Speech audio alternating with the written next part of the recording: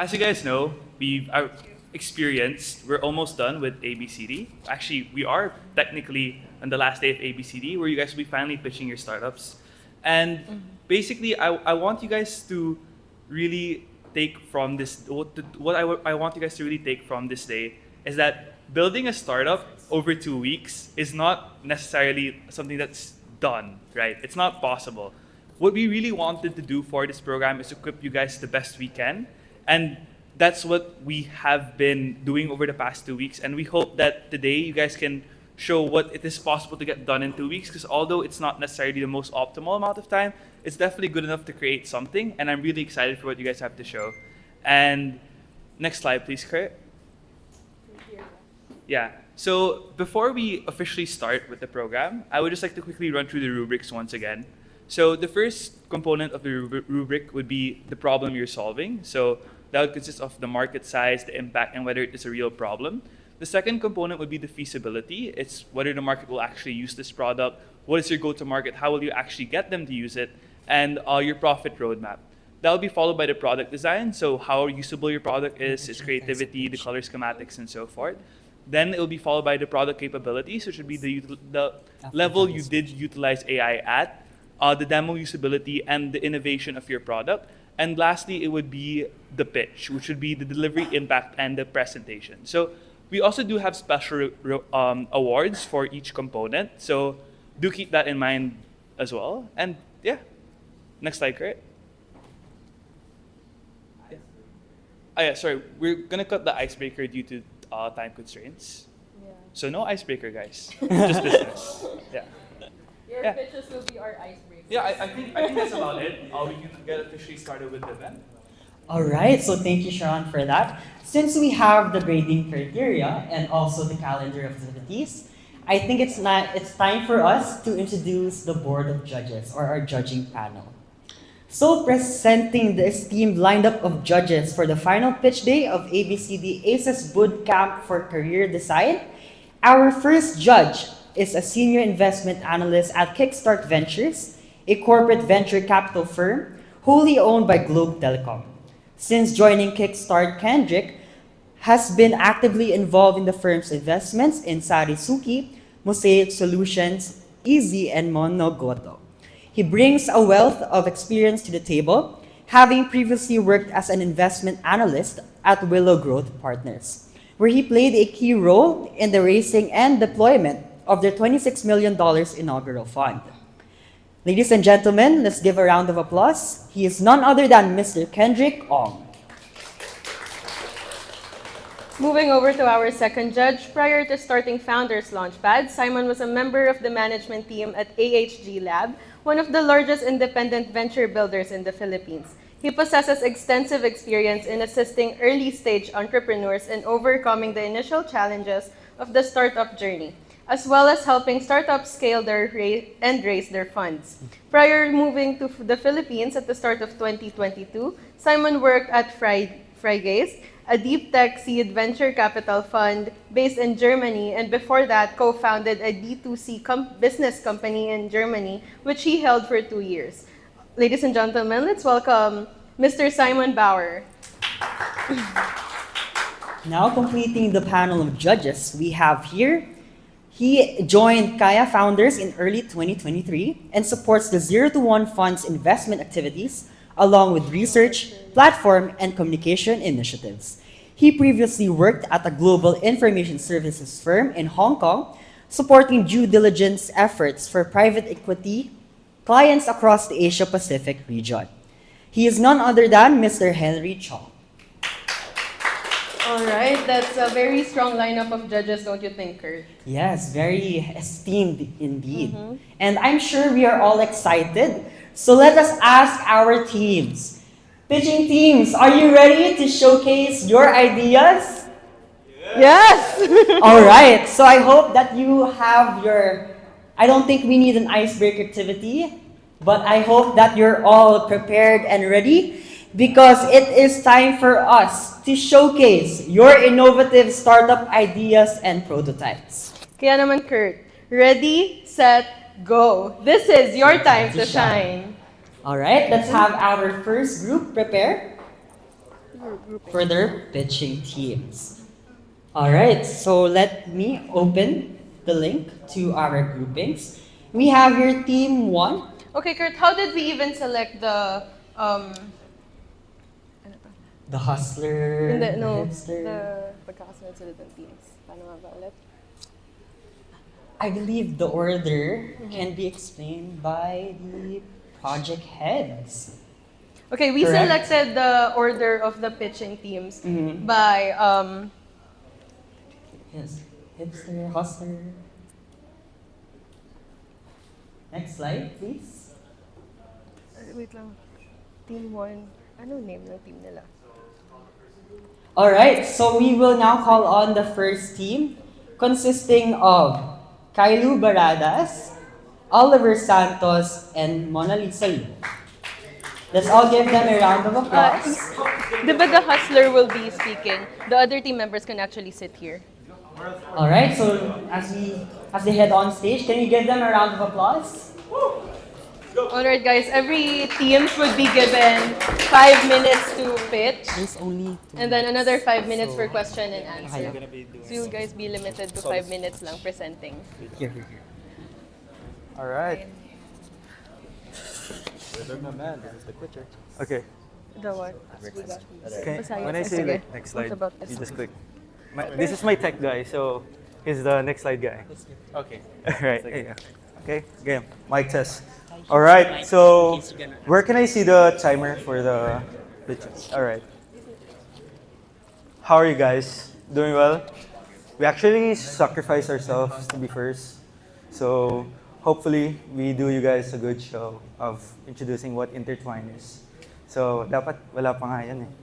So hide that. Yeah, just joking. All right. So we got our timer.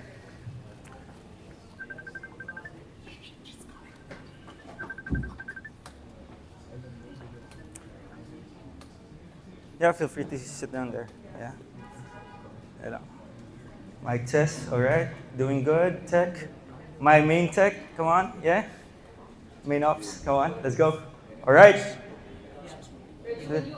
Ready when I am? Okay. 3, 2, 1. Okay, guys, just one question for everybody.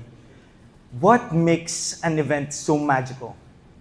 You know, because one of the things that I would really say it's the reason why, it's because it's seamless, it's quick, convenient, and you don't even feel the hardships from behind the scenes.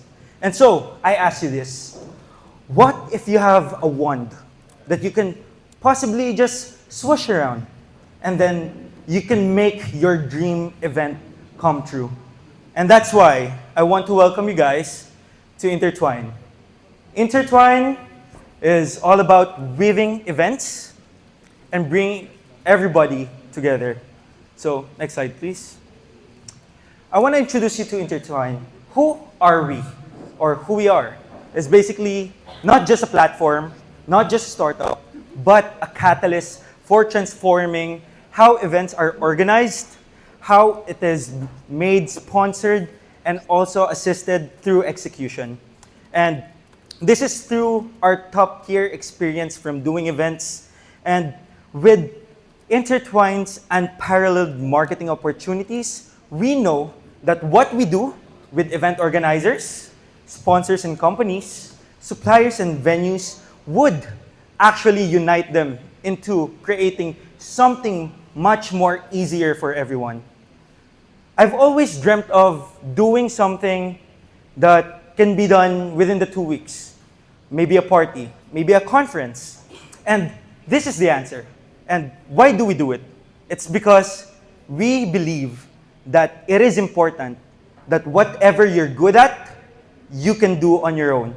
And that's what we're focusing in Intertwine, letting stakeholders be empowered with their core competence into driving growth and innovation in the events industry. Next slide. So, I want to introduce the team, of course. So, I'm Oliver. This is Kailu. This is Mona. We have our own experiences in doing events. I've been an events organizer for the past year already. And my friend here, Kailu, is actually a community builder from his own school. And Mona, we cannot leave her out. Well, she's one of the best people that I can trust with operations. Very organized and very on point. So, next slide, please. What is the problem? We want to raise the problem that there's a disconnection between events, organizers, sponsors, companies, suppliers, name it all. Everything that is within doing events is a disconnection. Why?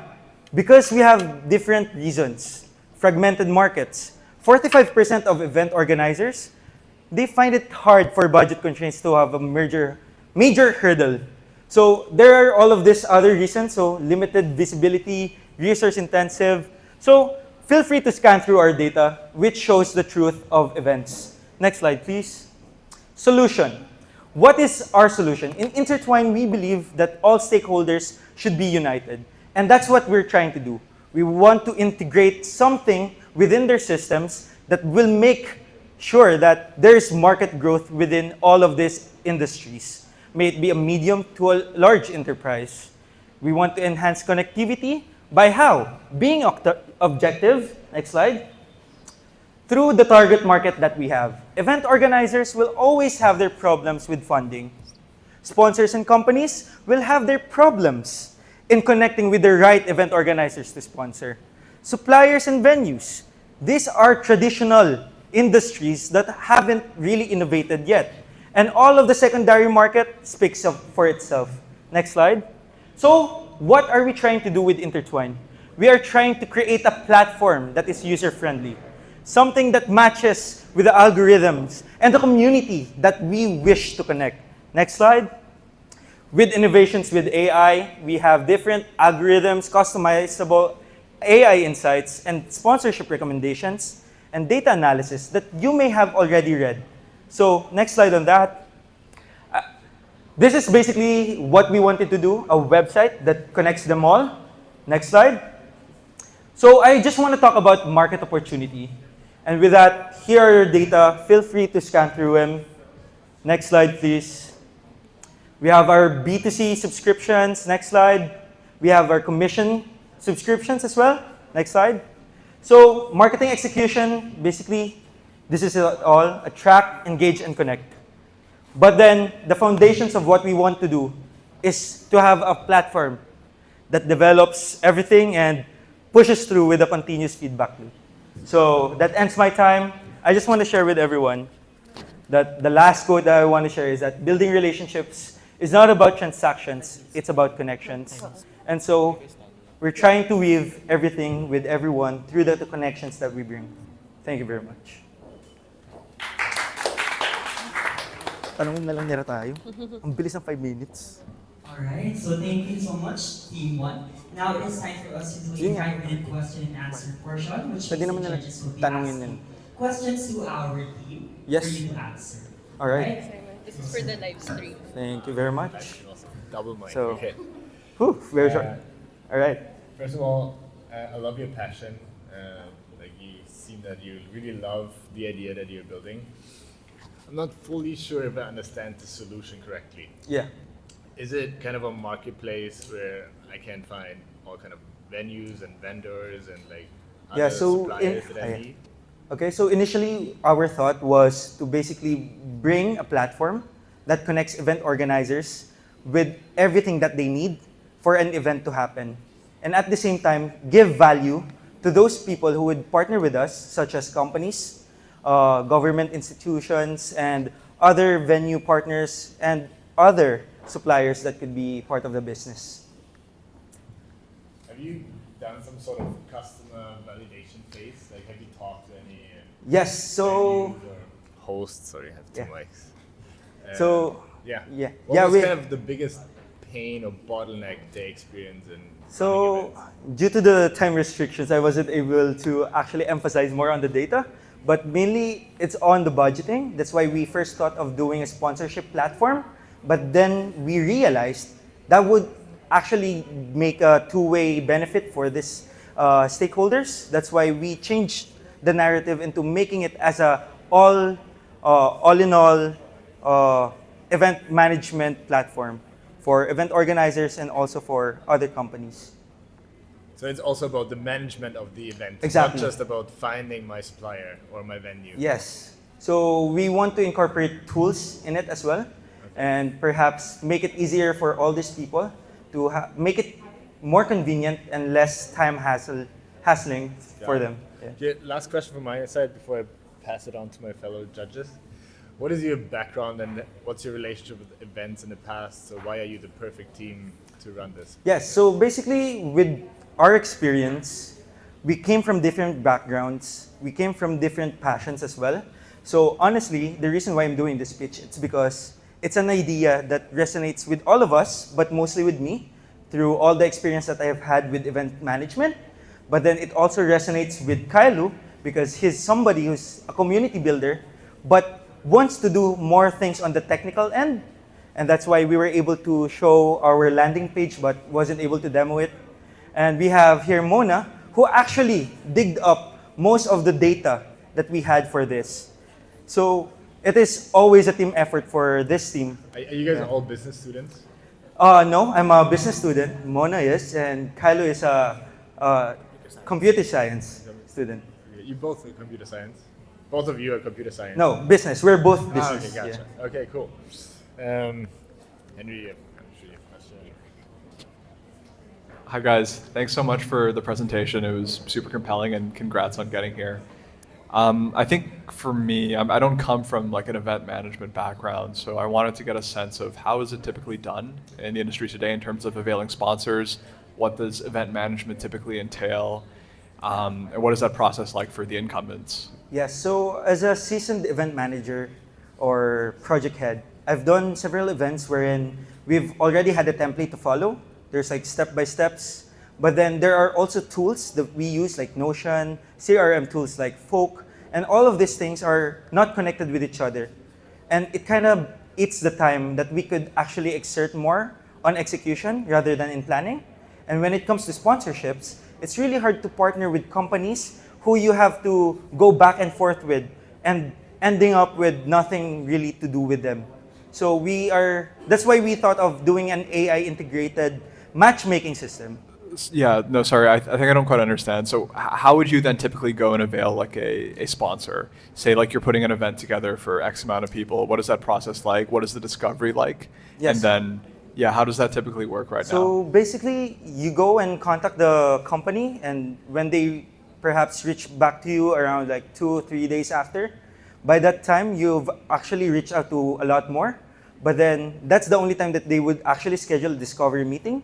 And then it's not just one, it will be another meeting to confirm with another head, and then another meeting that would just continuously cost time.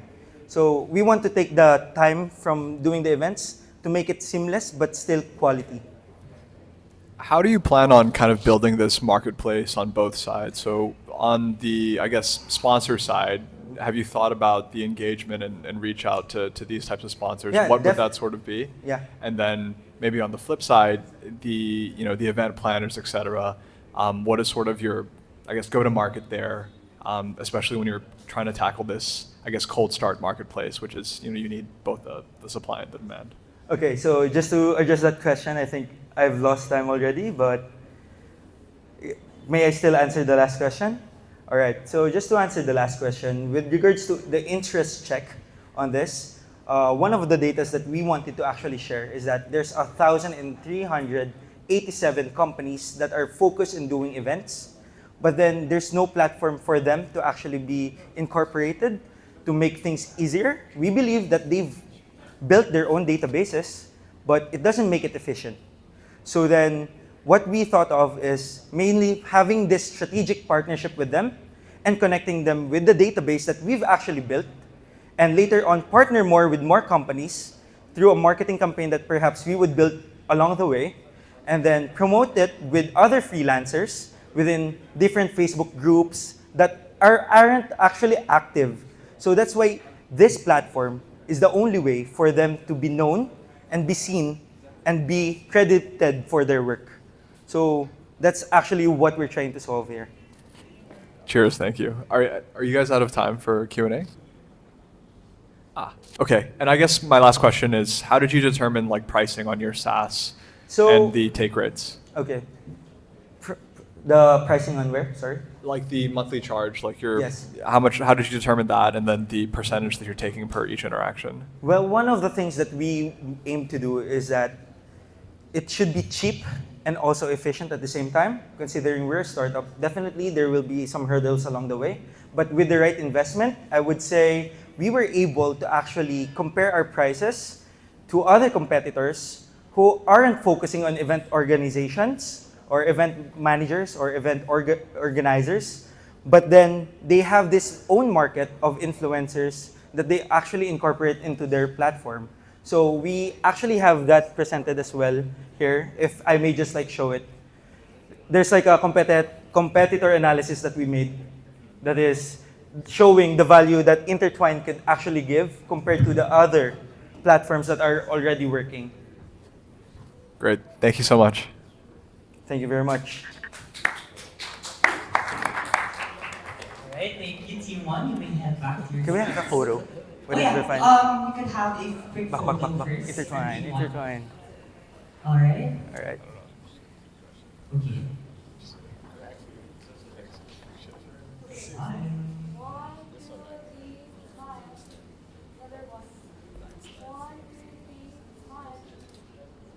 Yeah, let's give them a round of applause, everybody. This is Team 1.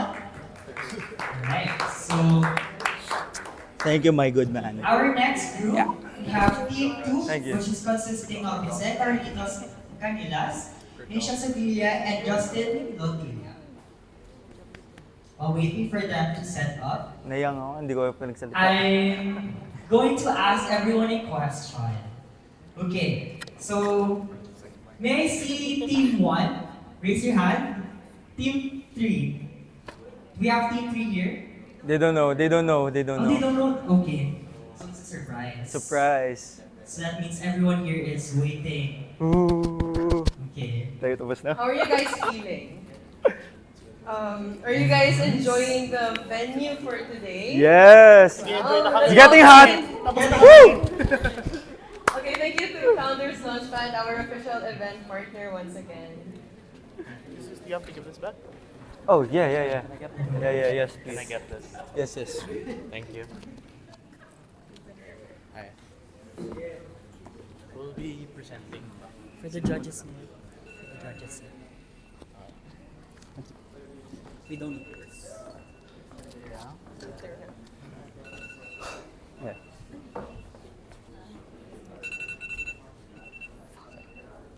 Where's the timer?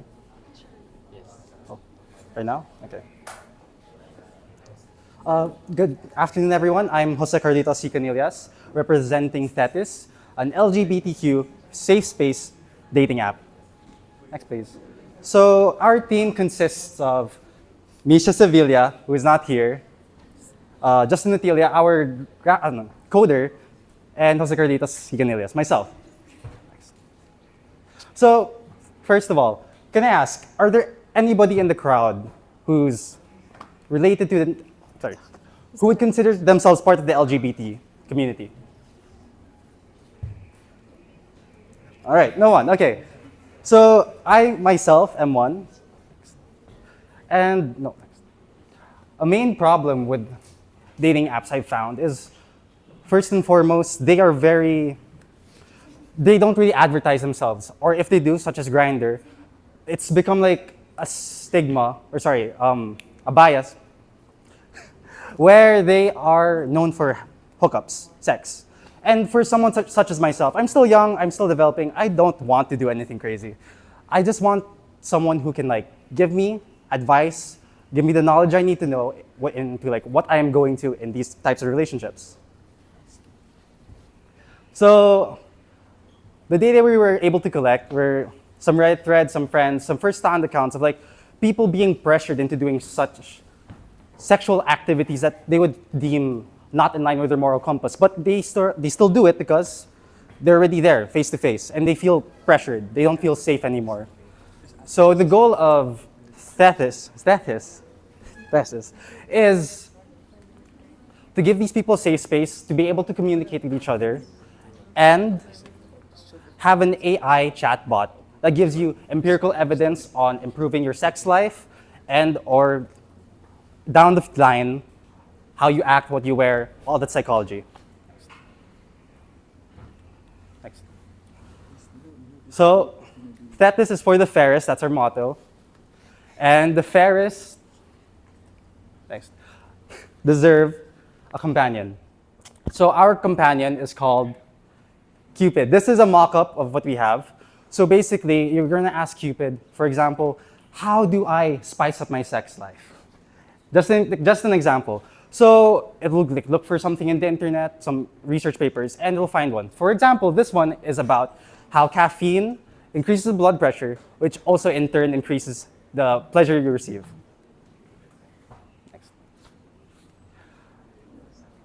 Now for the market size, since we were not able to finish our mock-up for the subscription model, these are just the actual market we appeal to. So 30 million is the total market size of Southeast Asians who are part of the LGBT community and have, part of the LGBT community. The SAM, 19 million, are the people or the LGBT community that have access to the internet and are of the age of 18 to sugar daddy. And SOM is 5% of our SAM. So what we're asking for is $5,000 with us giving 15% of our equity. So with this $5,000, we will be able to run for at least 10 months. Yes. And that is all.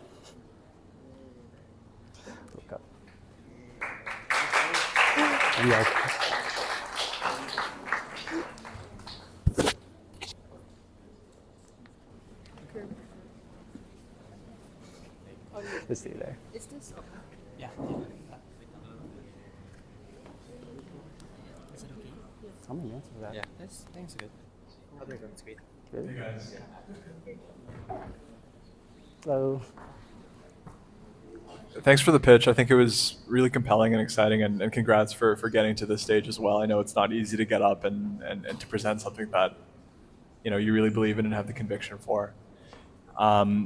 I think my question was really just around what is the revenue model for this type of business? So Yeah. from the mock-ups we've done so far, it's going to be the subscription service. So same thing as Bumble where you can get only swipes.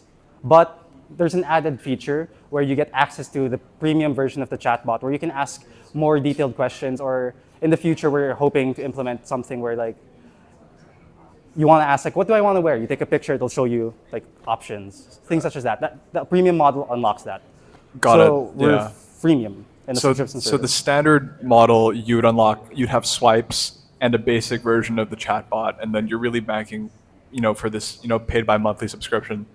You have this, more all-encompassing type of like AI chatbot that goes beyond like the Q&A, but more of I think what you mentioned, the like the styling and then the fashion and then other sort of back and forth. Yes. Okay.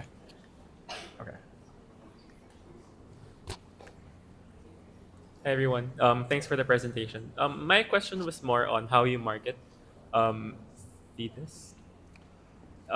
So I think in the beginning you mentioned comparing this with a lot of what's existing in the market now. So Bumble, for example, and you mentioned that kind of trying to steer away from just doing hookups. So I guess how would you market Thetis to the, let's say, the LGBTQ community? Is it kind of a focus on more kind of long-term relationships? Is it more focused on your feature of giving advice, giving kind of tips on how to go through the dating scene? For me, I feel like we would primarily market towards the long-term relationship aspect, because the Yaspot or Cupid, sorry, it's not just for dating tips. It's also for like long-term relationships, like how to spice it up and such, or like how can you improve with, for example, your fashion sense or like your psychology. But the long-term relation aspect is what we're going to be marketing towards. Got it. And how did you come up with the name? Oh, wait. So in Greek mythology, one of the stories in it. Oh, I forgot. One of the stories in Greek mythology is the wedding of Thetis and Peleus. So we thought, what better to name a long-term dating app than after a character who has been married? Got it. Thank you. Right. Like, like, what makes it a long-term dating app? Like, is it not focused around pictures and like how the person looks, or is it more about like that you first start messaging, or you get right away on like a phone call, or like what is the difference that makes it not a hookup platform? Sorry. First and foremost, we have no idea, honestly. So, thinking about it right now on the spot, I feel like what would make this a long-term dating relation app would be first maybe putting a lesser emphasis on photos, because that really like adds emphasis on the physicality of a person. And like, of course, when you're in love, looks matter, of course, but I feel like in long-term relationships, it's more of the personality that would stick. Okay, cool. Sorry, guys. With your team, with your founding team, can you describe the different roles that you guys play and sort of what the functions are? Oh, in the team, okay. So I guess I would be considered the CEO. So Lotilia here over here is our main programmer, so COO, and Misha is she's our designer. Awesome. Cool. I think that's it from us. Thanks so much, man, and congrats. Thank you.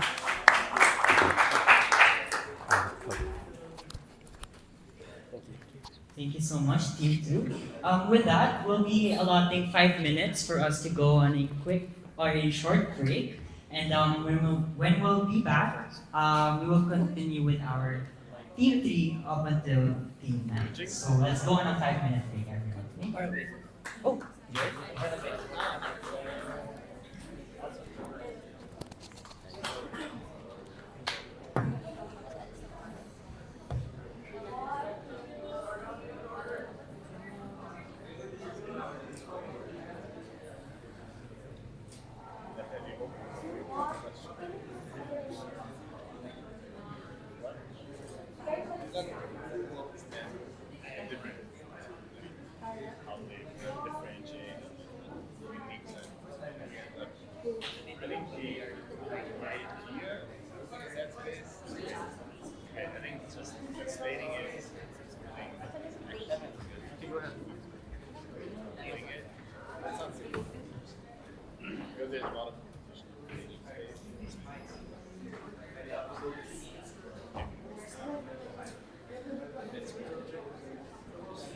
I feel like my judging is just so like random. I'm just throwing in random numbers. Like I don't.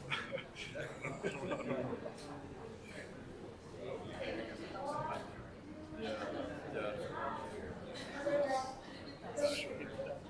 It's 5, 3, 5, 5.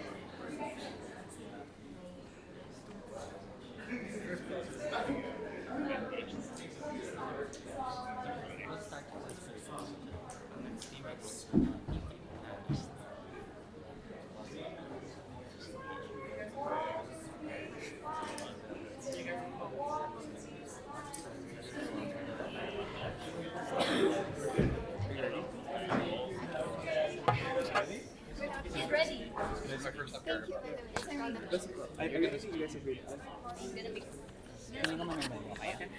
Just gonna support her there. Hindi ako nakaano sa resume. ay, ito na lang. Kaya mo yun. Mas ano, meron pang best presentation. All was. Yeah.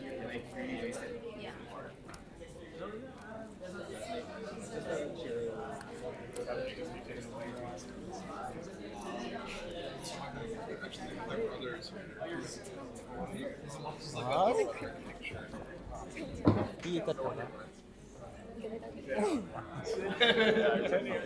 He's visiting. So we're.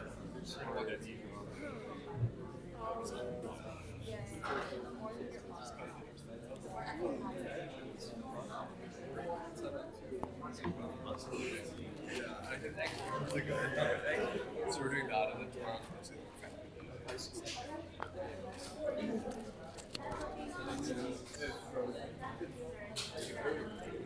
That's really good. I can't spread.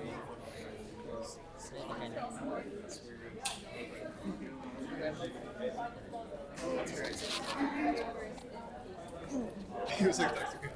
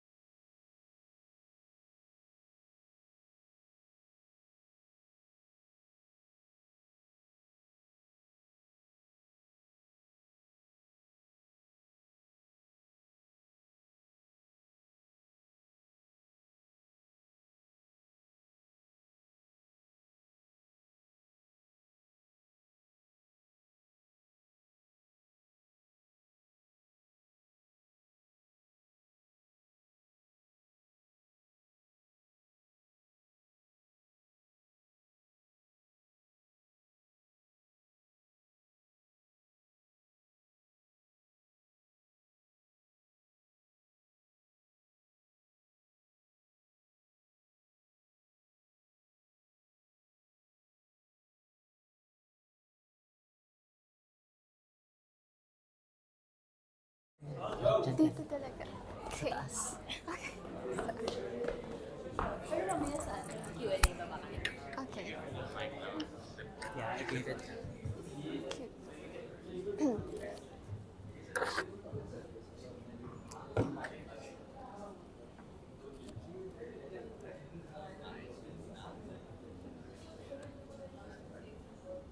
Okay.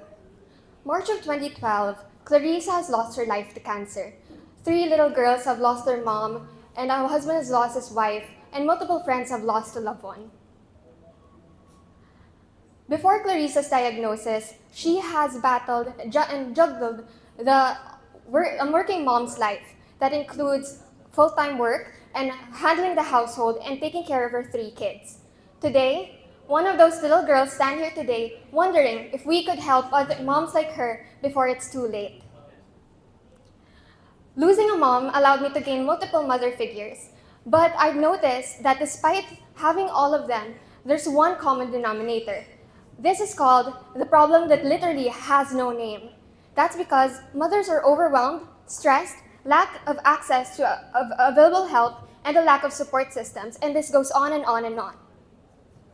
And imagine how much it would be for single mothers and mothers with multiple kids. So mothers can do everything, right? But what if they shouldn't? Or what if they can ask help? Mothers need support, and it takes a village to raise a child, and it's more crucial to have a community to support a mother. And this has been proven by over 50 Facebook groups with 3.5 million moms and supporters, which include offering help such as nanny services, drivers, and tutors. So touching 21 million mothers in the Philippines is already a $90 million market in just 1 month. But imagine, we just get 20% of one Facebook group. That's already $86,000 per month. So we offer you Nanay, the country's only service marketplace for mothers and at the same time a safe space for them. Mothers are able to ask quick help for immediate needs in less than 5 minutes. They're also able to connect with mothers in seconds and have communities that last a lifetime. They're also able to organize every day as a mom, and they're able to save up to 7 hours per day, 7 hours per week by organizing their kids and everything in the household. We are the only service market in the Philippines that covers the whole entire stress cycle in the Philippines. And at the same time, we offer, with the technology today, much more advanced security systems such as AI fraud detections. With only 250 pesos per month, we can finally solve this problem that has no name for mothers. So there are multiple trends right now that is currently creating a tide, and that we could be the all-in-one service marketplace here in the Philippines for mothers. So with this team, we are ready to have this roadmap of 3 years with your help of mentorship, talent, and funding of $150,000. And please help us join our mission because we believe that each mother needs a nanay.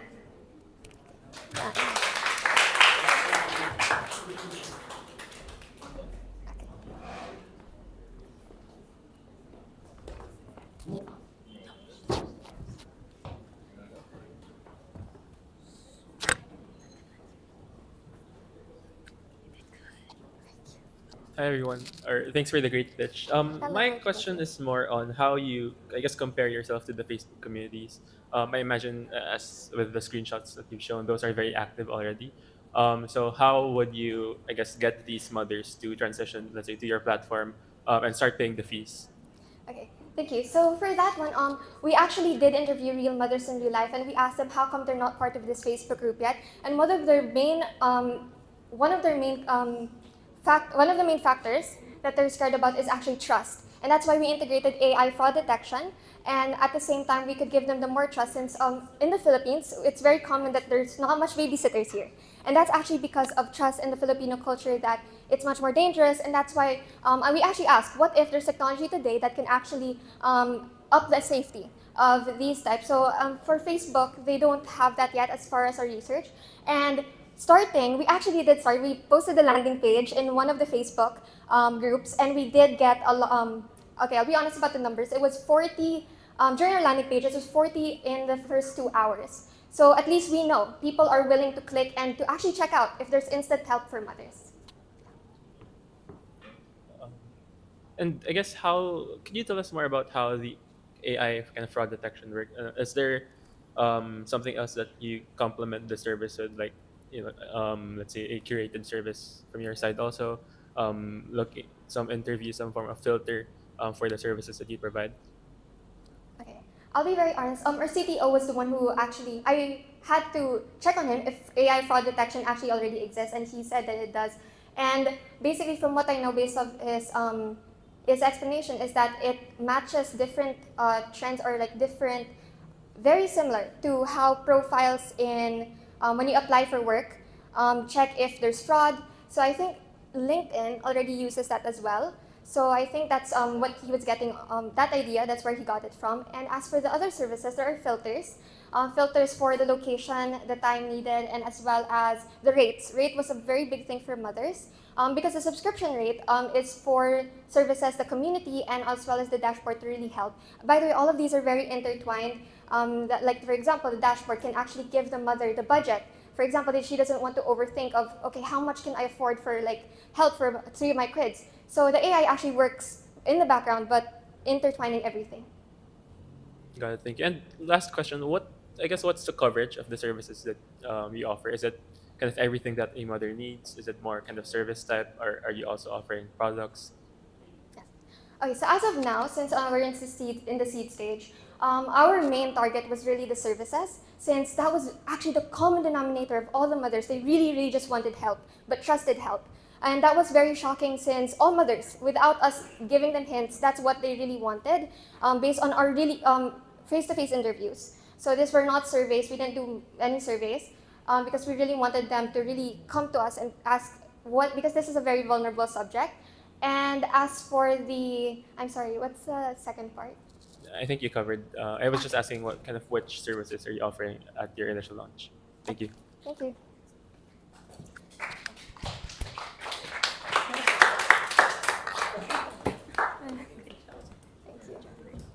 All right, thank you, Team 3. But please do head on stage again for a quick photo opportunity.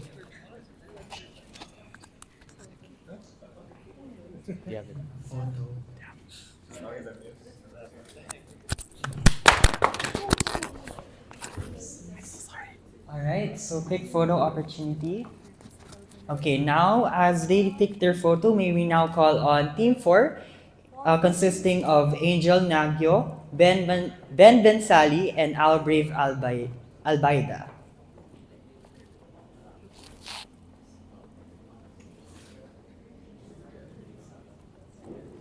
I'll also announce Team 5 so that once they're doing their Q&A, they can prepare. So Team 5 will be consisting of Sean Cosette, Alexandra Paris D, and Joniel Bolocan. Those aren't our slides, bro. Who will be presenting? Me. It's the debate one. It's Debate. the debate one. Yeah. Here.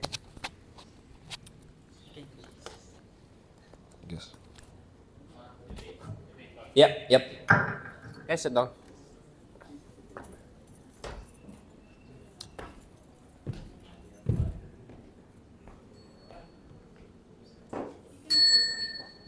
Yeah, if you could just full screen actually. Does it work? Yeah, that works. Okay. Starting in 3, 2, 1. Oh. We're here to bring the next chess.com. So I'm Ben. I've been debating competitively for 9 years at the global level. We have Angel here, a 3-year judge, and Bob, who's an AI developer and actually developed the debate SaaS that has been used for around 6,000 plus debate tournaments in the past 5 years. And we're here to introduce debate.gg. But what's the problem that we try to fix? In my 9 years of debating experience, I found that the biggest problem towards improving in the sport is access to convenient training. Say you want to prepare for one of the biggest debate tournaments in the world, which is Worlds, right? That's by December. And you often want to do it by training within your organization. So you're looking for members within your organization to set up spars, for example, but then often it doesn't fall through because everyone has different schedules. It's very inconvenient to have the same schedule for everyone.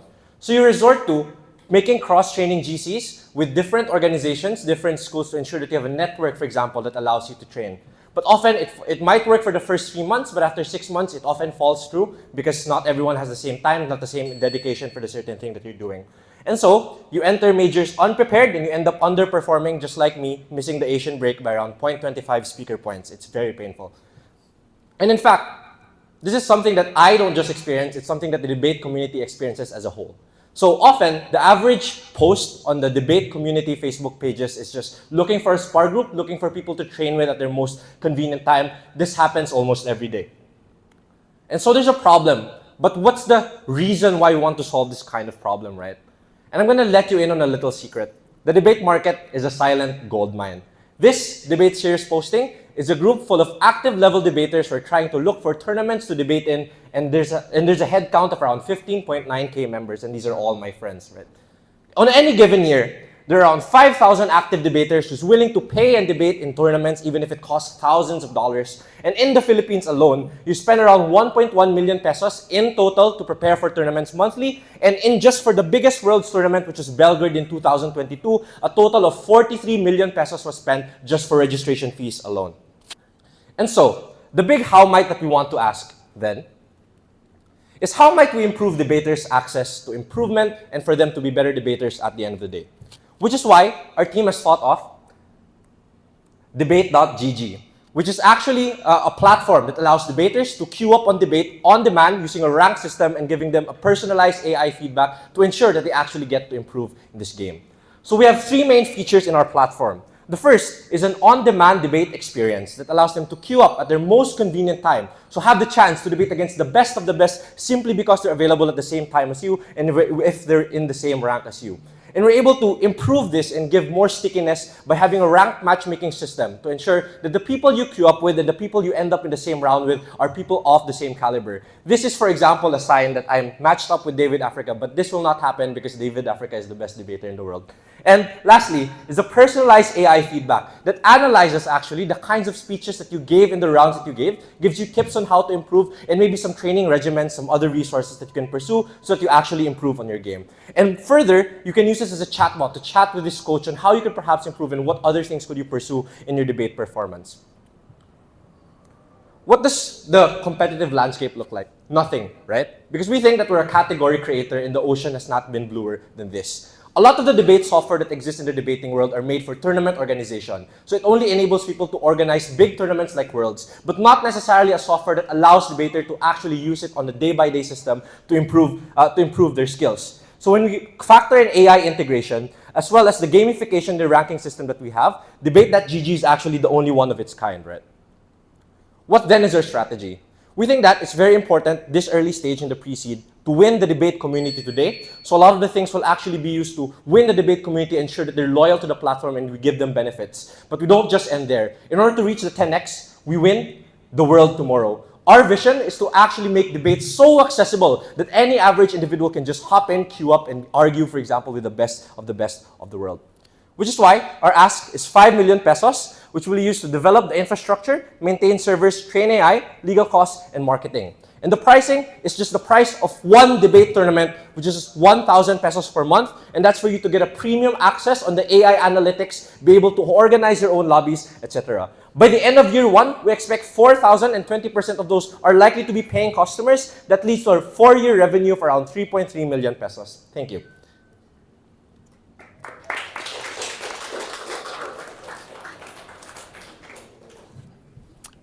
Hey guys, thank you very much for the pitch.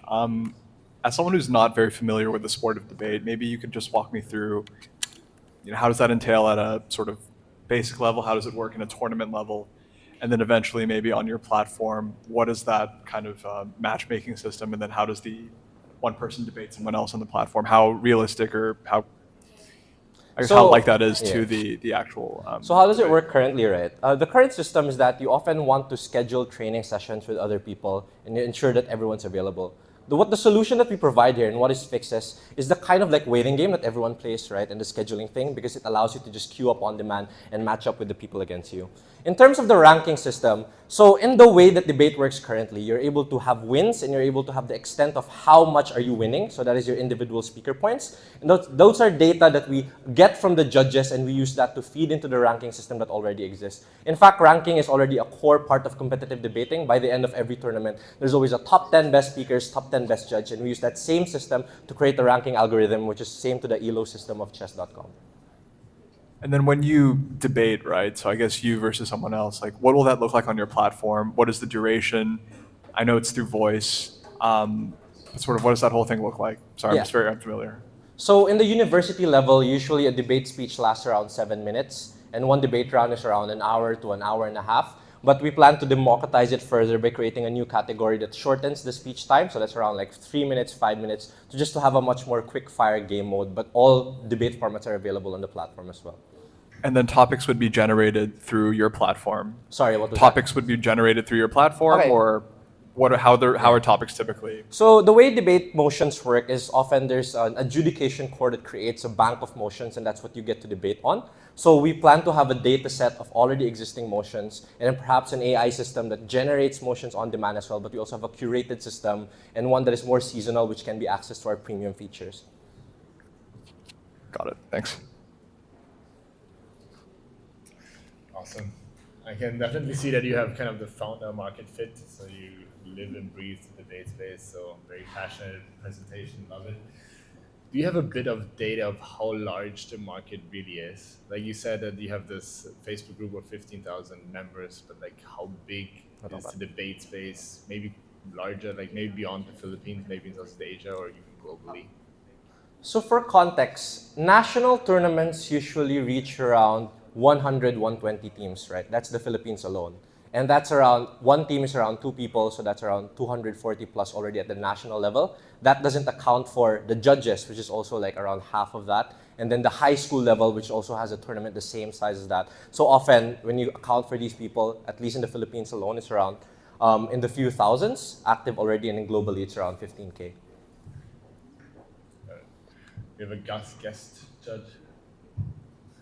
As someone who works in very small cap markets, I agree with you that at this early stage, like what matters more is actually winning the existing market rather than getting as many users as possible. But it's also very important for you to think about, like, okay, right now, right? It's like you win the debate community, you have a giant list of people that can queue on demand for, I guess, debate matches, right? But over time, what's going to happen is that you're going to have this interesting distribution spread. Now, you're going to have a lot of, I guess, low elo people who can instantly queue up. But as you go closer and closer to the top, there's going to be less and less people that you can match with, which means you're going to run into the same people over and over. So I guess from your perspective, right, like it doesn't matter right now specifically, but how are you going to handle user acquisition at scale?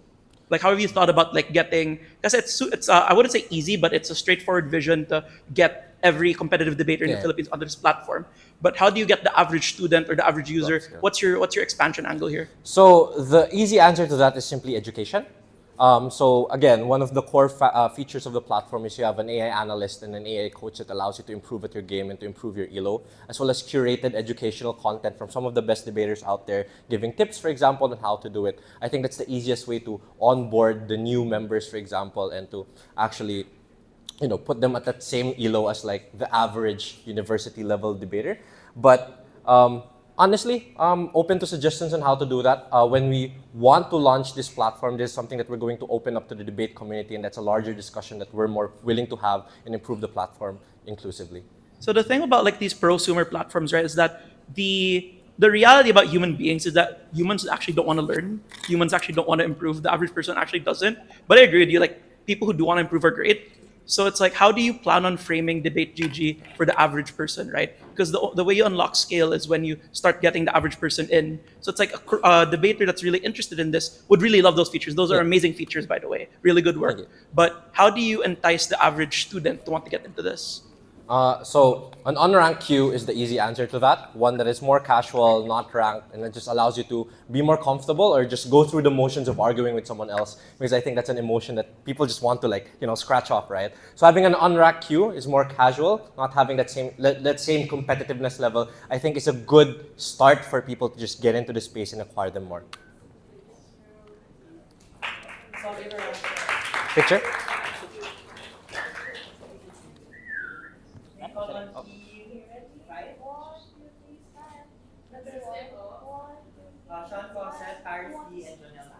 Stand up, stand up.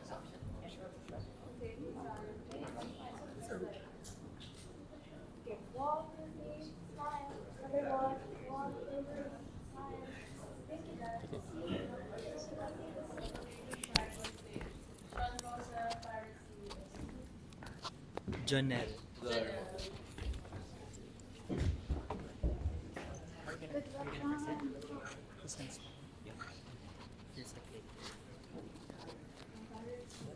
Here now. Thank you.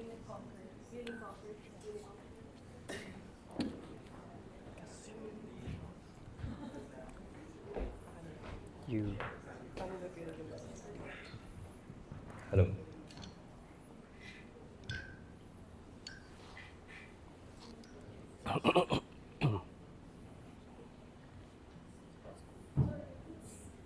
It Uniconquer. ABLT. It's Canva pitch.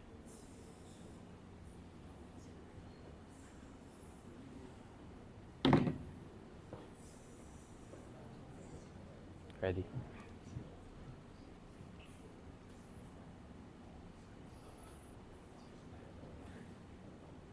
It's taking too long. So is everyone doing good right now? Yeah, that's good. Okay. Yep, that's it. Okay, so I guess we could start. So to begin with, does anyone have an idea on what this is? So yeah, it's a burger, sandwich, or something. So I believe that all of us are here for one thing. All of us are hungry. Hungry for what? Hungry for opportunities, hungry for ideas, hungry for another knowledge that we will gain here. So I can remember way back in our dinner at ASES dinner, Jig Young mentioned about one of the things that we should do is to start building without an excuse. So right now, we created a platform introducing Build. Next slide, please. It's build, learn, and talk. So it's a platform that you can actually soft launch your ideas. So for all of us here, we got ourselves a place to start. But what about the others? So let's go back to that picture again. So yeah, it's a sandwich, but just like any sandwich, it's built. That's the platform that we've created. So next slide, please. So our problem here, only 44% of young founders have a community that supports them in launching their startups. And based on our research on surveys, 77.8% of respondents answered 2 out of 4 in terms of confidence in networking. 55.6% of respondents answered 2 out of 4 in terms of confidence to launch their idea. Next slide, please. And lots of aspiring young founders looking for ideas and collaborators. But what's the problem? Next slide, please. But 44.4% aspiring young founders want to, but only 22.2% aspiring young founders are building a startup with a team. So all of these are based on our research and surveys that we've conducted before. So next slide, please. So yeah, what if AI could connect you to people and ideas? Next slide. So yeah, introducing Built. It's a platform to soft launch your idea. That's why it's BLT. Next slide. So all of us are hungry. We are hungry to build and launch our idea, to find collaborators, to learn from a community. Next slide. So we have 3 main key features on Built. The first one is assisted learning. Next one is made beginners with big ideas. And the third one is, of course, human-to-human collaboration made possible with AI. The next slide, please. And here's the best part about Built. Of course, we have 2 features. The first one is actually freemium. Of course, we want everyone to freely use our platform. So that's why we have the premium features. It has unlimited inboxes, community feedback system, user-generated feed, 1 free building template, 5 free weekly searches. And as for our premium versions, this is costing around 150 pesos monthly. It's similar to Telegram. So it has a premium badge, premium idea page, premium career, curated mentorship, and recommends collaborators. Next slide, please. And as for our revenue streams, we have 3.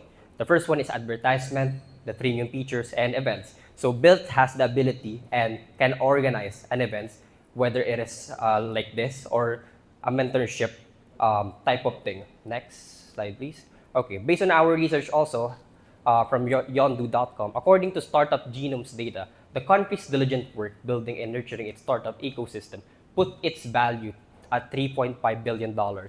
This figures indicates an 85% growth from the past 2 years against a global average of 47%, placing the Philippines among the top contenders in the Asia-Pacific region. So next slide, please. And we are all hungry because Philippines is a builder country.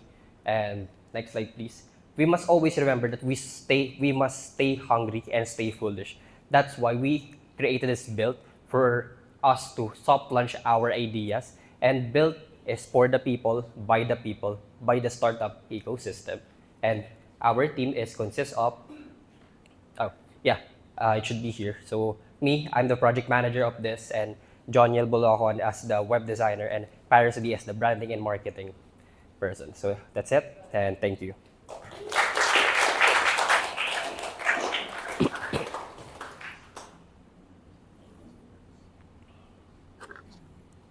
Hi everyone. Thank you for the pitch. My question is, I think you're right. There are a lot of, especially in the Philippines, aspiring founders, aspiring people who want to start their own kind of company, business. So have you looked into what attempts people have done into building a community like this, either internationally or in the Philippines? And more specifically, what is the current, approach here in the Philippines for people looking for their co-founders, their technical advisors? Actually, in terms of a similar app, we researched on this company in Europe that does something similar and then helps young founders launch their startups. However, within that app, they get actual venture capitalists and investors to really help them. But given that we don't really have the resource pool of tapping into these people, we decided to integrate our app in the sense that we're building with everyone. It's I would say the closest thing in terms of what we have in the Philippines would be something like LinkedIn or Reddit or Facebook or essentially social media. Most people, based on our research survey that we sent out, build on their ideas from their friends and family and social media. But there isn't a curated platform that integrates AI and allows people to learn more about their ideas from other people, and thus we created Built, a platform to learn how to launch a startup, gain confidence from a startup through the support and feedback of other users? Next question. Do you mind sharing a bit more about the features that you have in mind? Is it more about like features. sharing Mobile. ideas or matching with other co-founders potentially, or like basically challenging other people's idea or your own idea publicly? What's kind of the real purpose of the app that you have in mind? Yeah, so Sean and Paris already mentioned that we are trying to create a platform for the people that are currently looking for collaborators, sponsor. So what makes us unique from the other social media platform is that we integrate an AI to our platform where the user will can learn while building their projects from the start, from their startups. So basically, in our build up, the user will learn step by step with the AI, and they will be given some references like the relevant relevant links or any article that is relevant to their set of keywords. And also, if there are lacking some themes, they'll be also suggested by this AI what are the things that they need currently for their team. Thanks, guys. I think a lot of education, there's an element of credibility involved, and I think, maybe building a business, I'm a firm believer that things and ideas can come from everywhere. But if I was approaching a platform like this as an aspiring founder, I'd want to seek mentorship or advice from folks who've gone out and built it before. I think of something like LinkedIn Learning as a platform where you have vetted experts who go and provide advice and do a bunch of different things in their domain expertise. But I guess my question here is, how are you vetting the type of like mentorship or learning or like modules that you're going to be placing on Built? And what's the incentive for these like industry experts, et cetera, to put their content out there or to participate in something like this? I would say our niche for builds really rooted on beginners, people who have an idea and they're not really ready in terms of the resume for hypothetically to really show a founder, venture capitalist, or an investor. So we were thinking this platform can just help people get the confidence from a community. And in terms of the mentorships, we actually, Sean actually mentioned for our premium, for our premium packages, we also match people with specialists and mentors in the field. Okay, great. No, I think we're good. Thank you. Thanks, guys. Great pitch. Thank you. Thank you. That's it for your photo opportunity. And with that, we invite, we will now have another 5-minute break.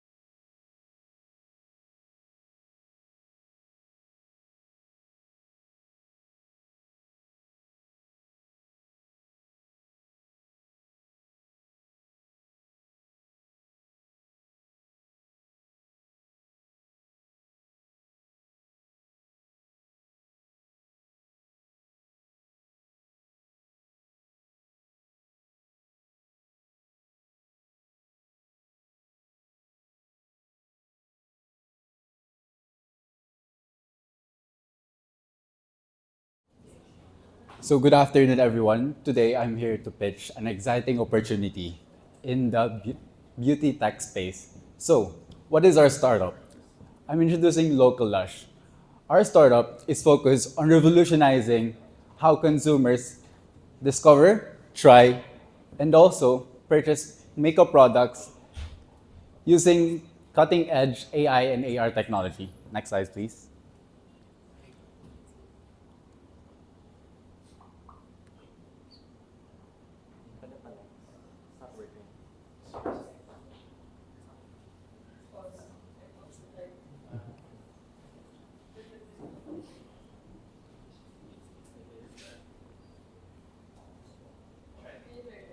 Try. Okay, there you go. So meet Maria. Maria is a makeup enthusiast. Maria often struggles to find the makeup brands and products influencers use in social media. She also finds it challenging to visualize how different makeup products would look on her without trying it on. This leads to a frustrating experience on shopping, especially shopping online. Next slide, please. To summarize what Maria is going through, it is divided into three significant segments, which is first, she has difficulty finding makeup suitable for her. And the second one is she is spending time significant on social media searching. Lastly is she has to rely on free samples or to actually just purchase the product just to try it on. So next slide, please. And that's such a nuance, right? And what's the craziest part here is that women on average spend 36 hours per year just searching and trying on makeup. That's like 9 days of you can spend time with your friends, assuming that you spend like 4 hours, right? Next slide. So our solution is we created an app, an AI-powered makeup app that identifies the brand of the makeup and offers realistic AI virtual try-ons. It connects you with people in all around the makeup space. And lastly, it provides a personalized recommendation system based on activity. So that can be your user preference or your past purchases on the previous history. So next slide, please. So what is the market opportunity for the makeup industry or the beauty space? The beauty space industry is a massive market. It is $800 billion expected by 2025 and $160 billion in the global makeup market segment. That's 20%.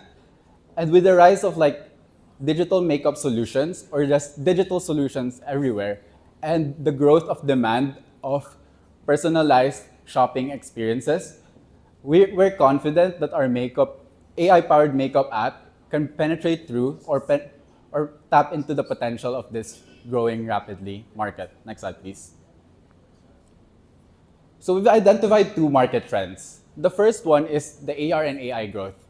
The AI market and beauty is expected to grow at least at a compound annual growth rate of 25%. And where did that 25% came from? It is driven by the innovation of AI and AR that's rapidly growing every day. And the most interesting part here is that the post-pandemic shift, there has been a 50% increase in online beauty purchase since the pandemic. So, yeah. So for our product demo, we have developed a Figma app that consists of our main features, which is the makeup brand identification in real time and from photos, and which is the AR virtual, a realistic camera, and lastly is the recommendation system for the personal user experience. Keep nexting. So for the roadmap, the first month of launch of MVP, initial acquisition of 500 users, as a target of 500 users, reaching like projected to just test the product and test that thingy. And for the 2 years by 5 years, significant market will shared by achieved in digital beauty solutions that consists of like the bigger brands and also the SME that we provided. Next slide, please. So for the traction evidence there is a pilot study that was conducted with 1,000 users of 85% who found brand recognition future accurate. That 75% expressed high satisfaction with the AR virtual try-on experience. Next slide, next slide. So what differentiates us from the other competitions, let's say Sephora, Lazada, Shopee, and Maybelline? our brand is a real-time brand identification and AR virtual try-ons and a personalized recommendation systems that brands across all different platforms. Next slide. So for our two revenue structures, we've only established two so far, which is first the commission.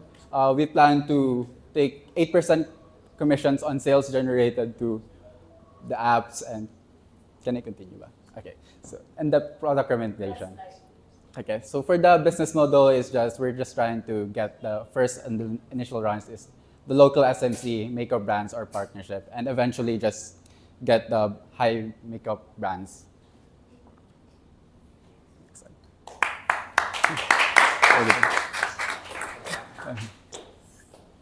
I want to know who and how did you come up with the idea?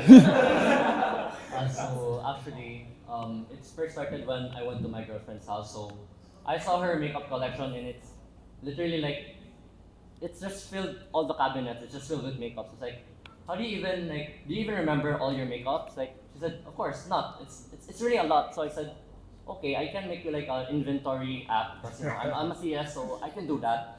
And then I started to think of different features that I can incorporate. So another problem I identified was like sometimes she would take time to think of what she wants to wear on today, like what's her look today. So I said, okay, I can give you you can save like your presets. So basically, if you like your makeup today, you can save those specific products and then save it as a preset. So after that, I developed okay, maybe we can add a social media aspect where people can share their presets with each other. So this opens market to also makeup influencers or makeup products that are on the rise. So they can share their own presets online and increase their own their popularity. And yeah, so But this one is more for trying on products that I have not yet bought, right? Yes. So to find in the discovery journey of which product I want to buy, Yeah. that's the product for you. Yeah. So have you talked to your girlfriend or other people that use makeup? Like, do they enjoy kind of going through the stores and trying on and like exploring makeup? Yeah, It's kind of a hobby, I guess, for some people too. I guess yes, they do enjoy, but again, this will take a lot of time, and it will also cost resources to actually try on the makeups. And one thing unique about our makeup filter app is because existing ones only use their own brand. So I researched online. So there's one virtual try on from Maybelline, but again, those are only for Maybelline products. So what ours will be able to offer is a mixture of different products. So you can have the base layer Maybelline, and then I don't know Dior and Happy Skin for other products. So yeah. Like one factor is obviously how it looks. The others might be like, how is it for my skin? Maybe I have very sensitive skin. Like, how is that reflected in this whole product? Yeah, so of course there are shades or colors that are not gonna match you. So here, this is where our premium feature comes in, which is the AI shade recommender. So the AI will be able to identify your shade and recommend colors and different products that will match your shade. Got it. And like other features or aspects of makeup, like how long it lasts on my skin, like how durable is my lipstick. I don't know, like I'm not. Yeah, so we can incorporate that by adding some user reviews on the makeup products itself. And yeah, we're also planning to have like an AI chatbot there that can help answer those questions based on the gathered data that we have from all the reviews posted. Nice. You want to add anything? Could you tell us about the study that's mentioned in your presentation? Pivot study. Test that you did for your product.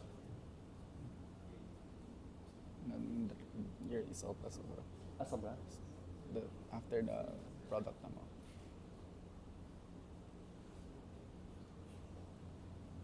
After that one. Silence.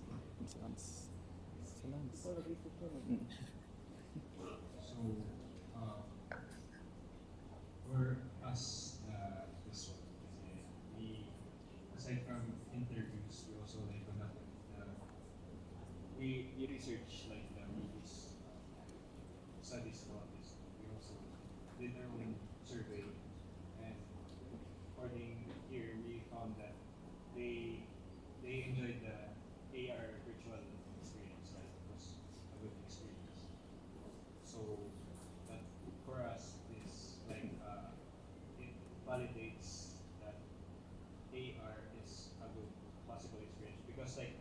currently, according to some people that I asked about this, like how they try to make it, like there's different like shades. So they search the swatch, I think, like the color of your skin, like you put makeup there to see if it matches. So instead of doing all that or going to the store, you just try the AR and it applies to your face. Got it. This is a test of the product that you built, or is it a No, survey? Is it? It's general AR, like it's not our product. It's a Got it. general AI. It's an AR. It's a general research on AR AR. makeup. Virtual try-on makeup. Okay. Mhm. Okay. Thank you. Yeah, I have one more question. Like you guys, on your competition slide, you have mostly the vendors of makeup, right? Sorry, this one. Like, what do you think about competitions such as Snapchat or Instagram? All the filters they release, they could technically also just build like a filter representing a certain product, and they already have a huge audience, a huge user base. Yes. For us first, since like Snapchat, for example, they could already like integrate their brands into their filters. For us, our plan is to start first local. Like for example, we'll integrate local brands. So an example of this would be the like Philippine influencers who have their own cosmetic brands. We'll just use them here. And actually, like our product, say from just an AR thing, it's also like a social media platform where you can, like for example, like you're trying on lipstick, a notification may appear that your friend tried this lipstick also like 5 minutes ago. So like I think the social media aspect is what will make users. It's what will make users stay and stick to our app. It's not just the AR feature. Got it. Thank you. Cool. I'd just like to add to his answer. So the app, it's really really for the consumers, for the makeup people, because I really want it to have a good feel that you're really sharing each other's passion. So having that in mind, it will be more ideal for them also to just use our own filters compared to if Snapchat will make their own. Because obviously Snapchat is not going to invest like a lot of their time in developing their makeup AR technology. But as for us, since we're already doing that technology, we'll be able to have our own data that we can use in our own data training models to make our own AR. Okay, thank you guys. Alright, a quick photo opportunity, but with that, we can now call on Team 7, Josh Piray, Angela Tan, and Alvin Gavin.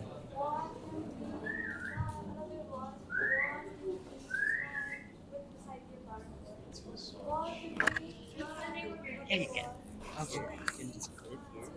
Thank you. Oh, is this only one? No. You guys are crazy. See.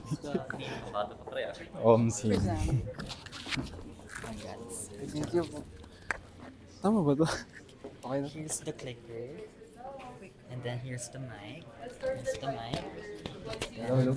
Clip it na lang on. Wait lang. Could you hold it? Ano ba yun?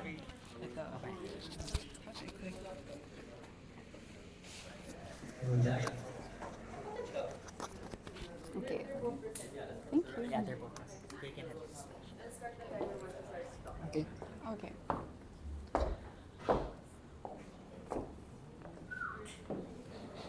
Okay.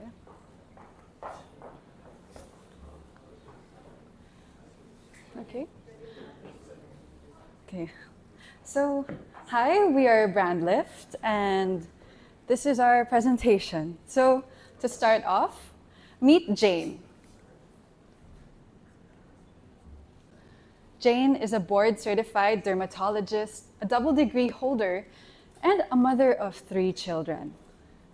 And, oh, sorry.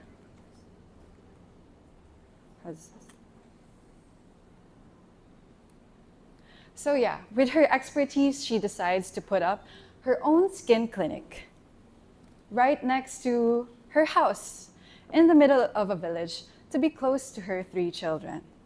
But this means that her location is essentially in the middle of nowhere. And if we take a look at her clinic's monthly expenditure, her marketing costs are high. And if we segment it down further, she spends 48,000 pesos on social media. So that is about 80% of her marketing budget. And so here are samples of the kind of pubs that she posts on social media. And this is the kind of analytics that she gets from it. So on average, she spends about 20,000 pesos monthly on ad spend. And from this, she only gets an ROI of about 18%, which is good, but it could be a whole lot better. Jane struggles to hop onto new trends. She has fluctuating engagements, and she also struggles with promoting her own salon services. And so with that, she struggles to optimize her ROI. So now we introduce to you BrandLift, which is an AI-powered social media co-pilot for aesthetic clinics. So standalone clinics, especially those located far away from high-traffic malls or areas, have a stronger drive to maximize their investments through strategic marketing to attract and retain clients. So this is our team. We have a combined experience of 10 years in the marketing and IT industries. And so Saj, who unfortunately is not here, he's our CEO. I, Shannon Tan, am the designer and COO, and Kenjo is our developer and CTO. And going to our market, Southeast Asia's beauty industry is booming with a market size of $25 billion by 2024 and with a staggering 20.09% of compound annual growth by 2029. In this thriving market, the Philippines stands out as a 2.5 billion industry. Now, you can move to the next slide. With BrandLift, simply log into your account, and BrandLift will automatically give you analytics, and that will help you make your next move. From statistical data to business insights to knowing what's trending in the Philippine market, we have you covered. Next. BrandLift also aims to be intuitive by allowing you to connect your social media platforms in order for you to make it more accessible. At the same time, all of your social media accounts analytics would be managed in our application. Our business model has three main pricing: free, standard plan, and premium plan. Our goal is to make it accessible and give our users the insights necessary in order to grow their business, and as a platform wherein they would be able to opt to our standard plan or even our premium plan. For our go-to-market, we would be first doing our market research, validation, and then go to product development and testing, and then we would be having our market launch and growth. Since we have a lot of competitors in this space, we would consider this as a niche. And our goal is to make it user-friendly by having minimal buttons, seamless integration and linking to our social media platforms, and having an AI that would be powered by vector embeddings and large language models, while also being able to be fully customizable for our users. With that, we present to you our profit roadmap. We have a 5 to 10% month-on-month projected growth, with BrandLift having at least 140,000 pesos by our first year and a staggering 580 pesos on our second year. I'll finish this slide. Okay. With this, we see a large market. And as it continues to grow, the beauty industry just gets more bigger as time progresses. And as we continue on this venture, we hope to be part of this journey where we lift up your brands. Thank you.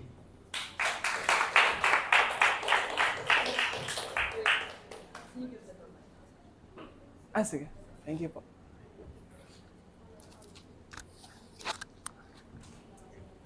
Thank you guys for the pitch. Just a question for me at first. Like, do you have an idea of the number of aesthetic clinics in the Philippines, and sort of what categories would they be? Like, would that be dental, like facial? So in numbers, Well, we just calculated like the market cap. So from our research, it's 75 million US dollars. And well, This is how much they're generating in like revenue on an annual basis? Yeah. Okay. And So then this one's in 2024 Got it. alone. So yeah. Got it. And then so the ad spend or marketing budget would be a portion of that then, you'd imagine. Yeah, for sure. Okay. There's a lot of great features that you guys have shared on sort of engagement, tracking social media, posting, et cetera. And another thing that I'm curious about is more on the retention side. I think a lot of these clinics have a roster of clients that go to them regularly, et cetera. But for those newly onboarded folks that they're hoping to get through some of these marketing initiatives, what features or how are you thinking about helping to enable retention? Okay, so this is a very great question. The beauty industry by itself is very competitive. There's a lot of competitors, a lot of old names, and a lot of companies that want to get into this market. So we serve as a platform wherein they would be able to take care of trends and have as they come and go. Giving this insights to these businesses and these beauty clinics, we would be able to give them an advantage that they could leverage in order to grow their business. As we would be data-driven, this would really help boost how they would be making their next move, next ad campaign, or maybe products that currently work and how they would be able to use that information to continue on making it a more profitable ad campaign. Do you guys have any questions?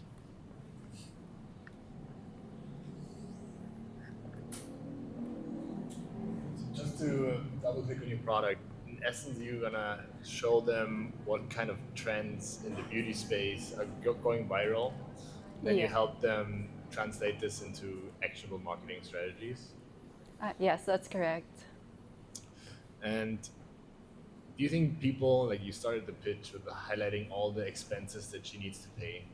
Do you think people are willing to pay another subscription, add to their existing costs, just to see what's currently trending on TikTok or Instagram? Yeah, Do you think that the value proposition is strong enough to make people sign up to your subscription? Yeah, so actually the reason we delved into skin clinics is that Saj, our CEO, he's connected with the CEO of a skin clinic in his home province of Ilocos. And based on his comments, he says that he spends a lot on ad boosting in like Meta, Facebook, Instagram, and sometimes it doesn't deliver results. And oftentimes like freelancers, you can hire them, but you pay them like an hourly wage for that. So our service is just 500 pesos for an entire month already, and you get 24/7 service and assistance, and it gives you easily digestible insights, like in paragraph form, rather than hard to analyze numbers. And then it can help you post conveniently through all your social media channels. I'd like to add something to that. So since our initial target market is in the Philippines, there's a big market outside of Southeast Asia. And given that a lot of companies do invest a lot in how they market, as well as in their ad campaigns, having to pay 500 pesos or mostly equivalent to $10, I guess we could say that we provide a lot of value to these companies, especially those who are in mostly in the smaller or medium enterprises.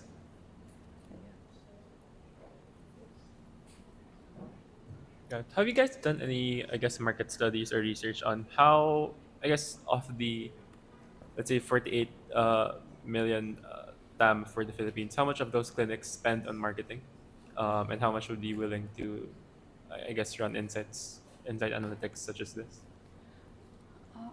Would you? For advertising spending, we've done our research from our research done in 2021 and 2022, wherein it is a 5,300 million US dollars spent on advertising for beauty and even accessories. It's a category that is shared between the two of them. So given this, a lot of companies really do invest themselves in trying to get into the market and make people go into their business and invest into them. Got it. And on the product, so this one would connect to all. Let's say I'm a skincare clinic. It would connect to all my Facebook, Instagram, and Yes, you would so run all the analytics and posts from here. yeah, so that is our real goal. At the same time, we can do ad campaigns inside of the application itself, so that they would be able to monitor whether or not it's a viable ad campaign. At the same time, we try to solve the problem that an ad campaign can be really expensive, especially once it gets too prolonged. So by having our application, we would be able to analyze if a ad campaign is really working or not, because let's face it, the reality of ads is that it's very much expensive, especially if it's going to be on Facebook or in Google. Got it. Thank you.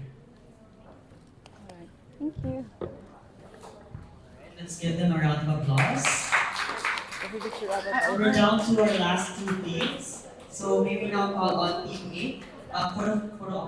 Okay, Team 8, we have Farah Montalban, Jordan Buray, and Earl Pulido.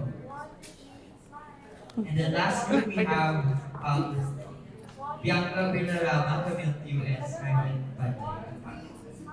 Alright. Team 8 and then Team 8. Okay, Team 8, you may come on stage to prepare. Yes, I forgot.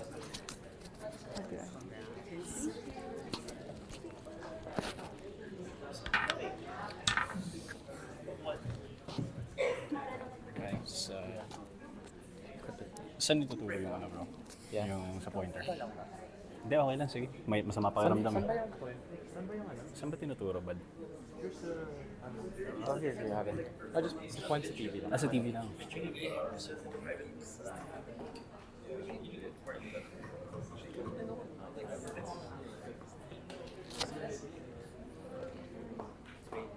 Oh, yes. Okay, so hi everyone.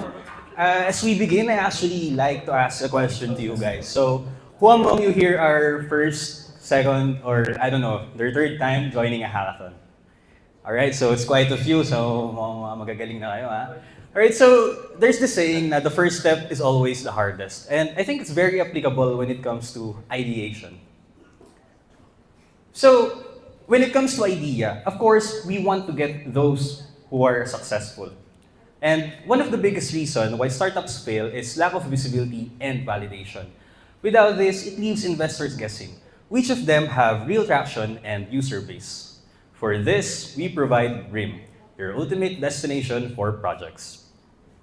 Here, you can post your projects and users can see details about them. They can give updates, they can post a review, report bugs, and suggest features. With BRIM, you can build a community, build a brand, and you can chat with our chatbot to explore about projects. There's 150 million startups out there, and 90% of them fail. In the Philippines alone, there's 156% annual growth rate.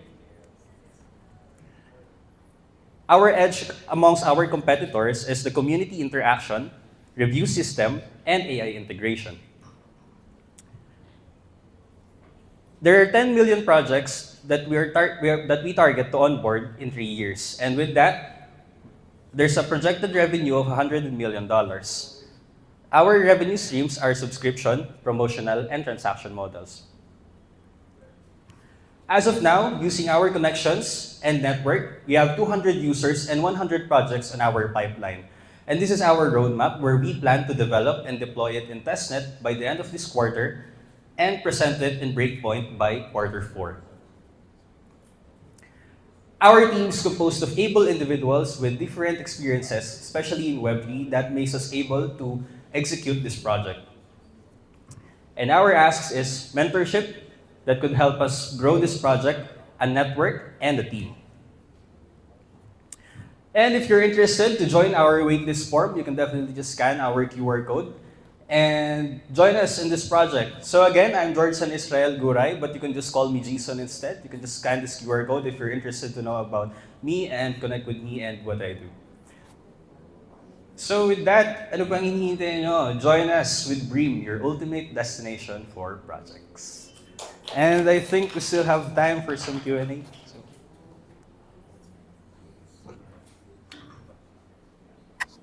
So So you guys said you're presenting at like breakpoint, right? So it's like, why exactly are you guys building on the Solana ecosystem, or is that just where you guys want to present?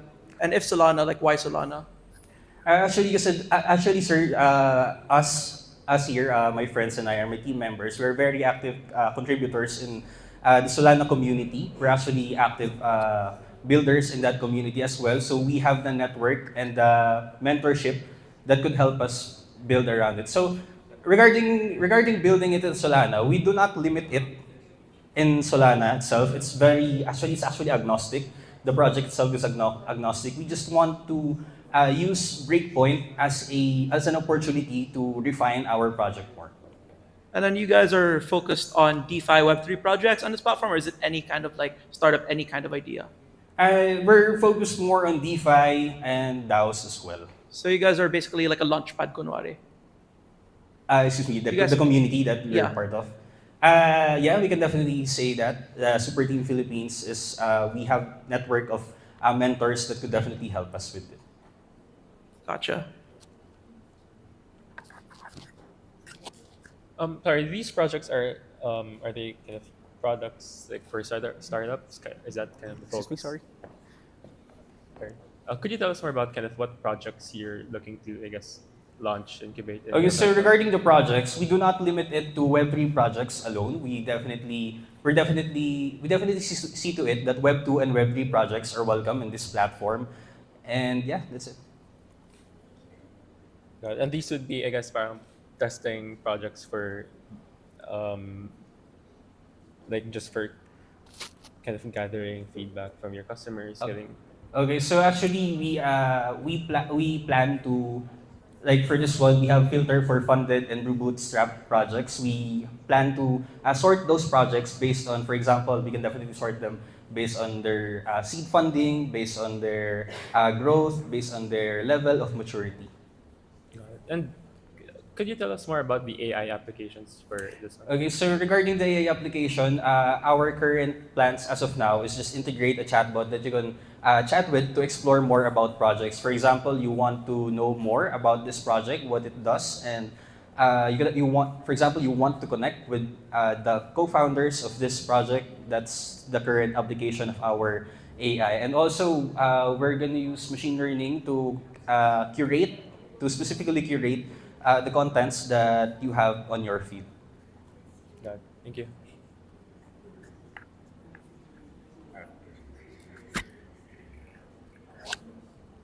Great, thanks for the pitch. Can I just ask you to speak a little bit more about how you're looking to generate revenue from this project? Okay, so regarding the revenue, these are our revenue streams: subscription plan, promotional, and of course transaction fee, where we ask for 1.5% for every transactions that they do on our platform, and we have this verification. We have this verification step for projects to verify that they are actually the owners of this project. This is a one-time fee of $10 verification per project, which were actually validated around months ago on how high they are willing to pay to verify that they're actually the owners of this project. So at what point does a project grow from something that's being built on your platform to something standalone and independent, like its own business? And I know. what are you expecting in terms of, I guess, churn? Yeah, what are you expecting there? No, this is basically the platform is like a promotional platform, an aggregator of projects that users can instead of searching through the web, they can just check Brim and for new projects and get ideas or know about the growth of a certain project. Got it. Okay, thanks. So I have questions, sir. One more, sorry. How do you get users to start using the platform? Is the main goal of the platform kind of for discovery? So is your growth kind of going to be led by users looking for projects they want to try? Excuse me, sorry? How do you get users How onto do the you get platform? users? And is that kind of the main way you plan to grow the product? Okay, so our initial plan is to partner first and find project owners first, and leverage their user base, their existing user base, if they have, to promote our project as well. Regarding the user side, like the normal user, like for example me, for example if I'm not a project founder, our GTM for that is to our plan for that is of course attract the current the startup community here in the Philippines right now, and from that we plan to grow. Thank you. All right, thank you. Picture tape.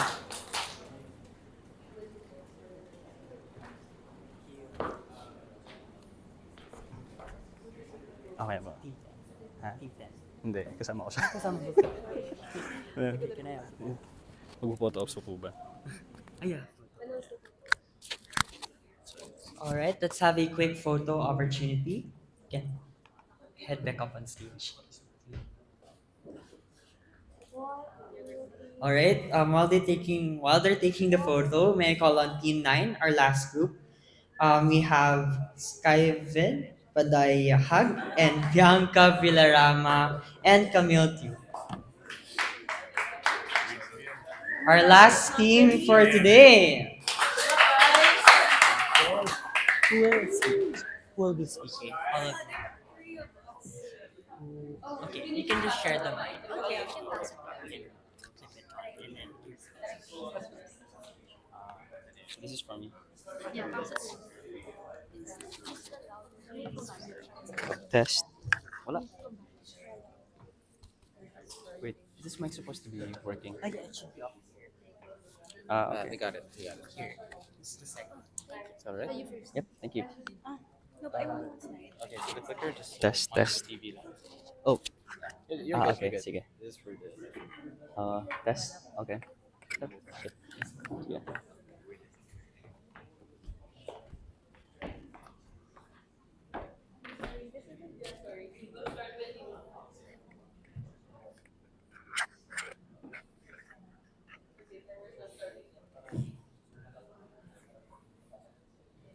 Where's the clicker?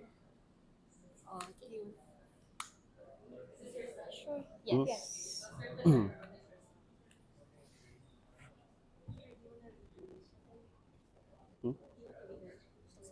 Sige. Okay. Go. So, good afternoon, everyone. I am Sky. Joining me today is Bianca and Cam, and this is our product, Athena. So, let's get right down to it. Less than 2 years ago, next slide, please. The PISA revealed that out of 81 countries, we were actually the bottom 10 in math, reading, and science. And this is the reality. Our education system is obsolete. The unique needs of each student are not being met by our education system. Now, meet Pia. She is a 15-year-old public high school student with ADHD. She learns best through flashcards and color coding her notes. But in a lecture-based environment, how can she keep up with her condition? She can't focus. This caused her to fail her Filipino classes because this one-size-fits-all system is not a good fit for Pia. But she is not alone. PIA is only part of the 3 out of 4 high school students nationwide that say they need extra help when it comes to school. And over 2 million of these students just can't afford the traditional in-person tutors.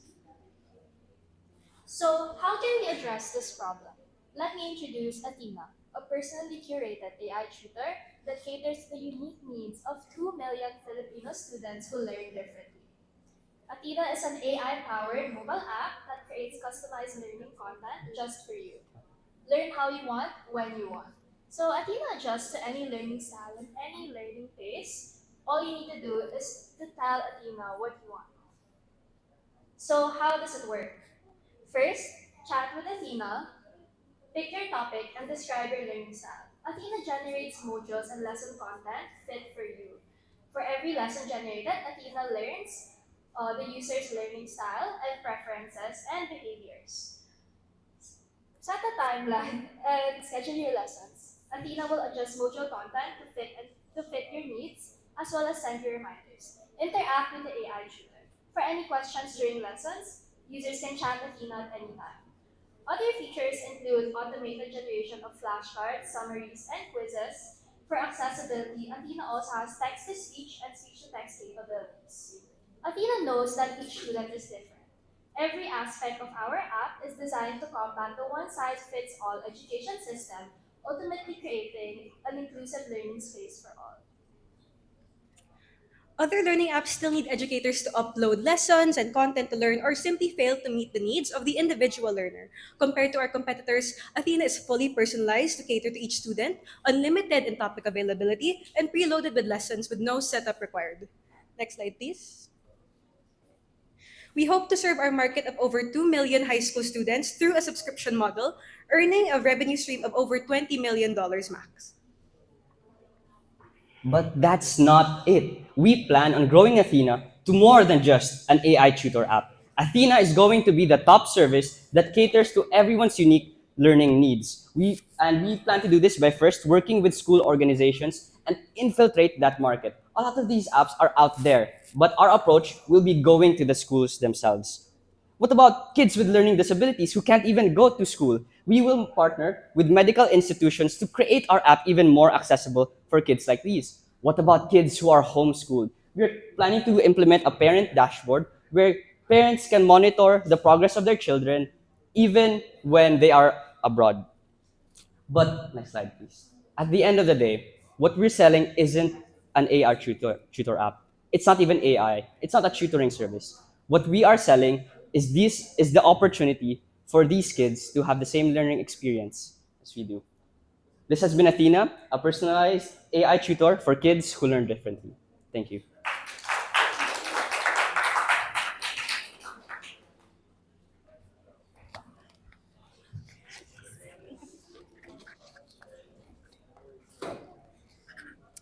Thank you, guys. Can I ask about the user journey? Say you're a student that downloads the Athena app. How do you load in the modules that you're currently learning? Um, are the modules generated through AI, and if so, how are they trained? And sort of besides all the, I guess, flashcards, other types of learning generated content, what else can a student expect to get in terms of features on the platform? So, aside from the generated content, so what sets us apart, and I think the special part of our app is that it's catered to the student's timeline. So, for example, you only want to learn, let's say you want to learn Python coding in 2 weeks. So, modules will be adjusted to the 2 week timeline. So, providing the most essential information you need to achieve your learning goals. And other features are there will be quizzes as well, and users have options to generate more questions. And they're different each time, it's not the same. And there's also the option to summarize lessons. So for example, the user finds this module too wordy, too boring and long. They have the option to generate a shorter version, generate flashcards for memory, to help them remember more. And for the generation, the AI, So for the generation of the model, we're actually using OpenAI APIs, the ChatGPT 4.0 model. And then what makes it specialized is that it actually has an infrastructure to generate it that isn't currently available. And not only that, but you also have interactive sessions with the AI tutor where it's like a text to speech, speech to text customer journey. And not only that, but the tutor also picks up on your strengths and weaknesses. So it adjusts the modules real time to fit each student's unique learning needs.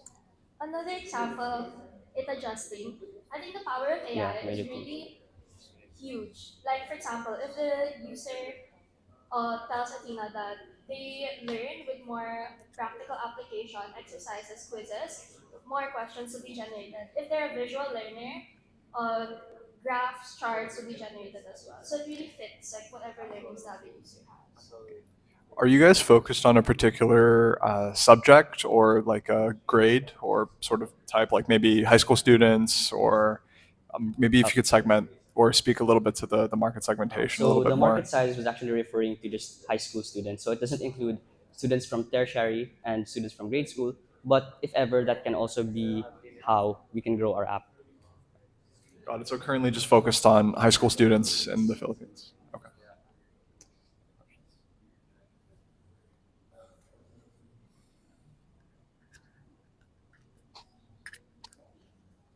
How do you measure accuracy, or how do you ensure that accurate? How do you ensure accuracy of the modules that are coming from, let's say, using OpenAI? Is this kind of supplemented by your own materials? Is it largely based on kind of what's available in what OpenAI has built? Um, okay, we'll admit that at the moment, in its current form, it does just depend on OpenAI's model and their knowledge base. But that's why we're asking for your help in ever, if ever we want to grow the product, to partner with schools so that the knowledge base and the app is more accurate and updated. And how would you, I guess, keep track of student performance and make sure that what Athena is implementing is, let's say, effective in helping them with their learning style? So on a day-to-day, uh, okay, think Duolingo. Duolingo gives reminders, they have quizzes, and that's how you can monitor the students' performance. Another thing is that each lesson has a progress. Well, you can track your progress for each lesson, and I think that would also help them like track their own progress as well on the user side. So, are you asking about like the our side as a company? Yes, kind of how do you, I guess, what are the KPIs that you use to kind of make sure that you are, how do you measure how much you're able to help the students, how much you're able to improve their performance? I think first of all, one of the KPIs we can do is the number of lessons generated. So I think there are Quizzes. the number of okay for I think for us the KPIs on our side as a business would be the number of lessons generated, the completion rate if students actually complete them, so they have the motivation to do it. So that means that they find it useful and beneficial. And third would be the number of subscriptions. So first it would be a free plan, and if they actually are willing to pay for it, then it also serves as a metric for us to gauge whether or not that they find it beneficial to their school experience. Thank you.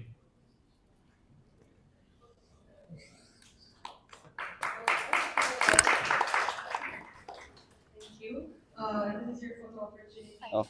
And with that, we end our pitching session.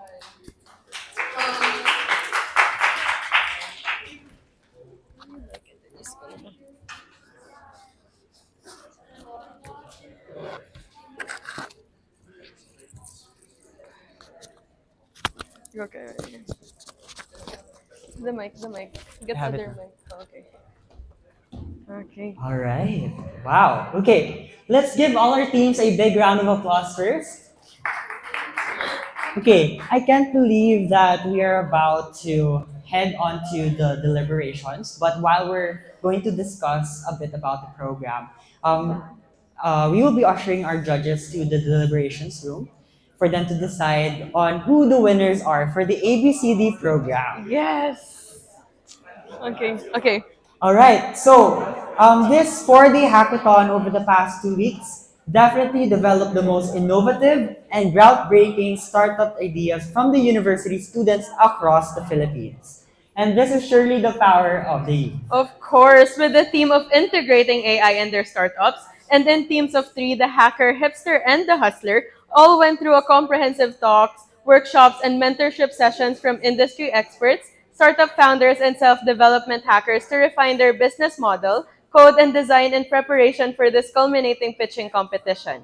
And I hope that this program helped our participants plan and design their careers by knowing, building, and pitching their own ideas. This truly inspired us to be the best that we can be as future founders and leaders. Okay, to be transparent with everyone, we'll be having a 30-minute break for the deliberations. And so for the meantime, you can roam around, mingle with your other participants, and get to know each other because this will be a somewhat 30 minutes networking session. Yeah, we'll be back shortly. All right, thank Thank you. Home music.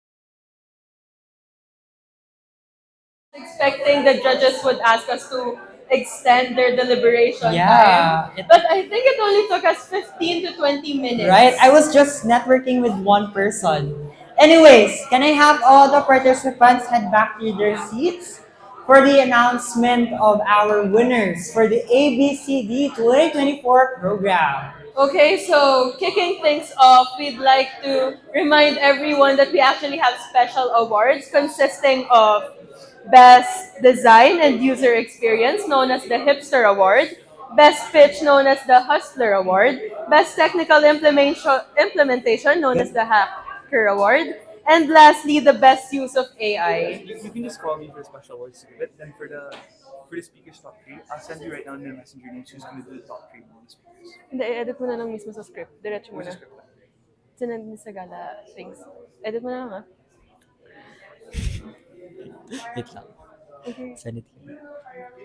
Start now with the special award. All right. So are you ready to know our winners for the ABCD 2024 program?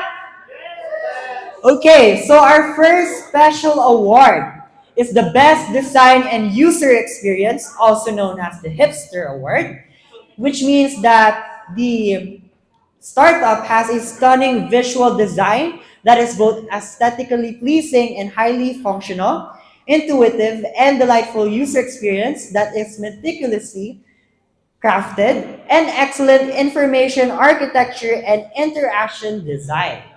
So can I have a drum roll, please? Who do you think will win this Best Design and User Experience or the Hipster Award? This goes to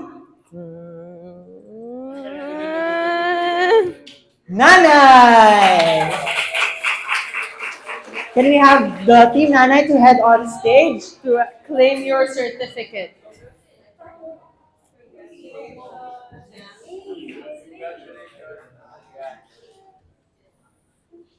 Thank you for this award. All right, Nanay. Our nanays. Our next, All right. okay, while they're having their photo opportunity, our next award is the Best Pitch or Hustler Award. This award means that the startup has a highly compelling and persuasive pitch that clearly articulates the problem, solution, and value proposition. The startup also has excellent delivery and presence, and it effectively answers all the questions. All right, let's stay on stage first. All right, so Vera, here to announce our winner. So the Best Pitch or the Hustler Award goes to no other than debate.gg. Yeah, we call on debate.gg to head on stage. To claim your certificate and for the photo opportunity. Our Best Pitch or Hustler Award. Wow! Yan, parang Vera gusto ko din. Ano yung pitch mo, Kurt? Pitch ko. Stay tuned for ABCD 2025. Next award. All right, our next special award is our Best Technical Implementation or Hacker Award, which is awarded to the team that is highly innovative and complex technical implementation that pushes the boundaries of what is possible. It leverages cutting-edge technologies and techniques and is extremely well-engineered and optimized code. So who do you think will win the Best Technical Implementation Award? Drum roll, please. Goes to Local Lush. Yeah, can we have the team head on stage for their certificate? The last but not the least special award is for the best use of AI or integrating AI for a better future. This means that the startup has a groundbreaking and novel use of AI that is central to the solution and delivers immense value. The startup also has a highly sophisticated AI models and algorithms. The startup, lastly, has an excellent performance, accuracy, and reliability. So this encapsulates the main theme of our ABCD 2024, which is integration of AI for a better future. So I would like to call on stage. The drum roll, please. Our last special award goes to Athena. Athena, congratulations!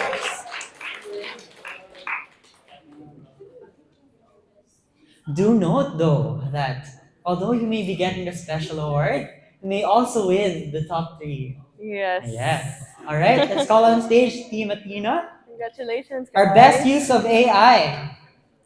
All right, let's have a quick photo opportunity.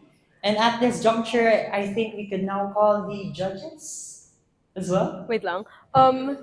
After the photo opportunity, all the special awards winners for one photo. Tapos you may Yes. proceed na. Okay, wait lang. And All right, now we can have all the teams with the special awards. You may cover have the a screen. photo- You may cover the screen. And some could stay here sa baba. All right, and then we'll vacate the stage first. And then dito ka na. You can sit Or sa down. second row. Ayan, all right. Sama tayo. Sama pala tayo. Hello, winner. Okay. Is everyone seen? Yes. Ready?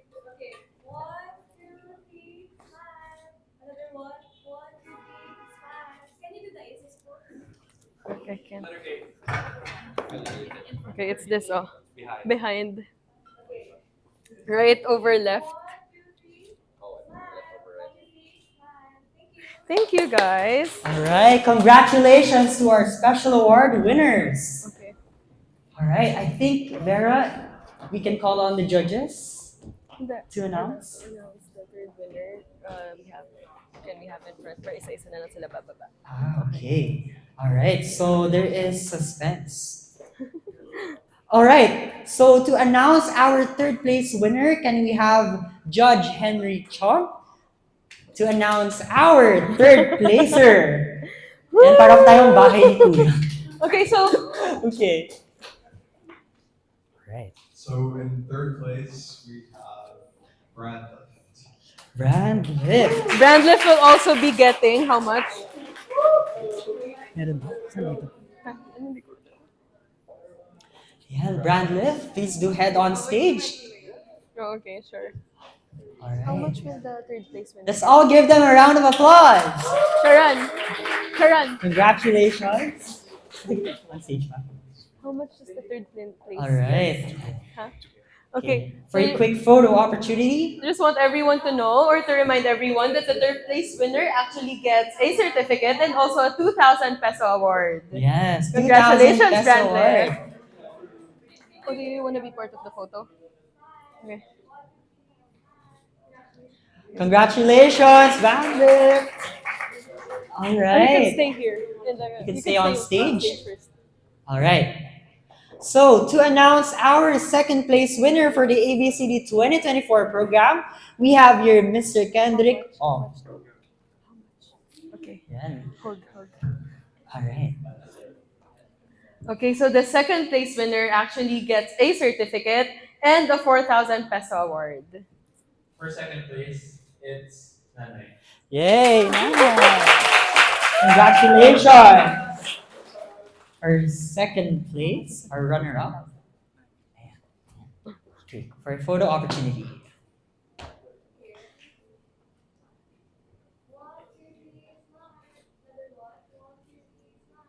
Congratulations. Yeah, another round of applause for them. Nanay, you can head on stage, Nanay. All right, you can head on stage. Okay, last but not the least, we have here to award our champion for the ABCD 2024 program, Mr. Simon Bauer. Maybe also thank our official event partner. Oh, sorry. Ayan, Founders okay. Launchpad. Sorry. Okay, the big winner for today is... Drum roll. Drum roll, please. Debate.gg. Looks like the grand winner gets a certificate and a 9,000 peso award. Wow. Congratulations. Sa picture. May we invite our ASES President Sharon Matsokani and Project Heads, Thea and Evan, on stage. for a photo opportunity. With our champions for the ABCD 2024 program. Sorry. Yan, okay. Oh, For for our everyone winners, naman. let's also have a quick photo opportunity with everyone in the photo. Nice. All right, so let's Oh all yeah, I find our will too. place. Yan. All right, okay. I could just stand there if you want.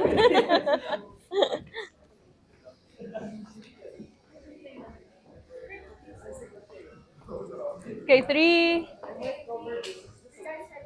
Yes.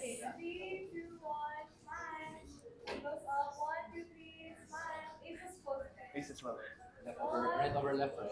Yep. Right over left.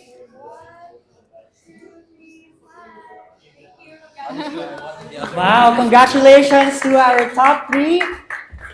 Okay, as we come to the end of today's program, we'd like to thank all our speakers, mentors, and participants for making ABCD 2024 a success. Thank you also to our sponsors, Founders Launchpad, Help NGO, Mad Services, Flat Planet Workspace, BrainSparks Philippines, Kubo Innovation Hub, and our official venue partner, Draper's Start House. May Also, I- at this juncture, we can also present our certificates to our judges. So may we call on stage President of ASES Manila, Sharon, and our project heads, Pia and Evan, to award our token of appreciation to our judges. Okay. So, For you. And for you, Francis. Thank you for all. Okay, and then we'll have a quick photo opportunity once Pia, again. Evan. No, Abby. Why are you late then? This is the best thing you've done. Thank you. Oh, you want to sit? Okay. Evan, you want to sit beside me? Pia, you want to sit beside me? All right. 1, 2, 3, smile.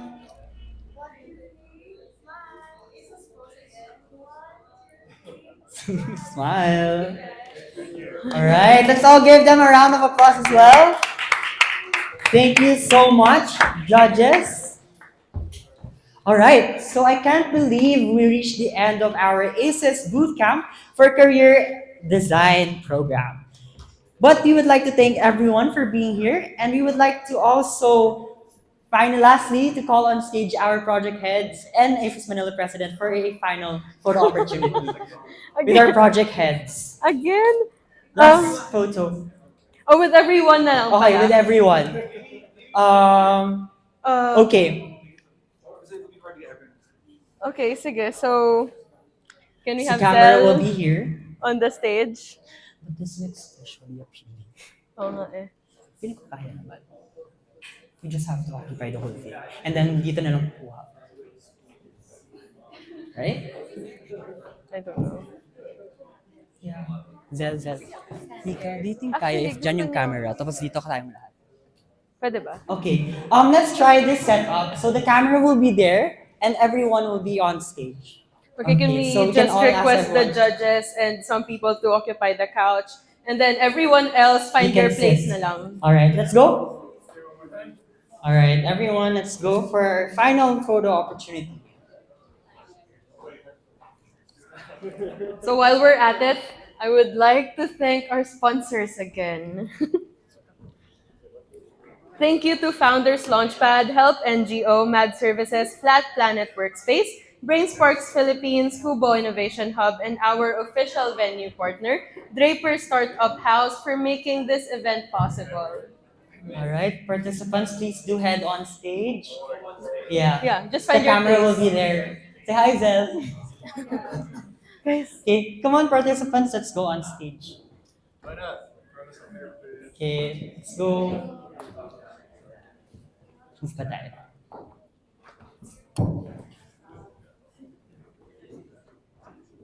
You guys don't want to sit? I stand here. See, Just come on occupy the space. You can stay here near the judges if you want. Yeah. All right, everyone, please do find your space. Also, all the ASES members, please occupy the Yes. stage. Kurt, Everyone, Jen, Kai, Grabe yung nonsense, no? All hour, everyone. There's space here if you wanna sit. Someone come here. ASES members occupy this space. Hero. Wow. ASES people. James. James Lin, everyone. Okay, you guys ready? All right, look at the camera. Look up here now. Okay, 1, 2, 3, smile.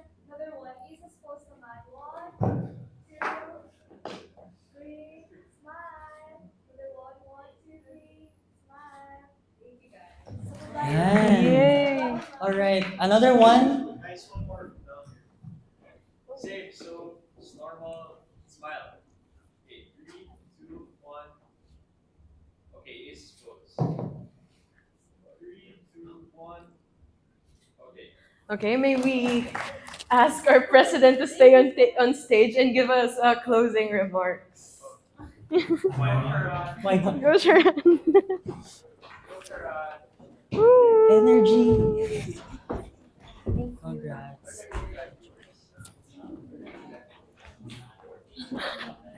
I hope you're not mad. I hope you're not mad. You weren't prepared for this though. Okay. Okay, go. Clip me again? Really? Yeah, because they can't hear you. One second.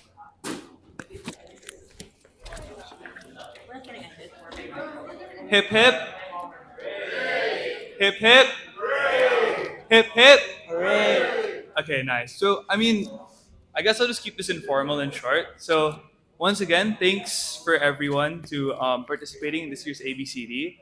I'm sure you guys learned a lot. Even though you didn't win, we're in a way all winners because we won in terms of learnings, right, guys? Yeah, that's what matters in the end. And I hope this could be, for those who are not familiar in the startup space, I hope this can be the beginning of an amazing journey because the space is just filled with, awesome, supportive people who love creating new things. And I'm so excited to see what you guys create down the line or how you guys use what you've came up with today to further develop it potentially.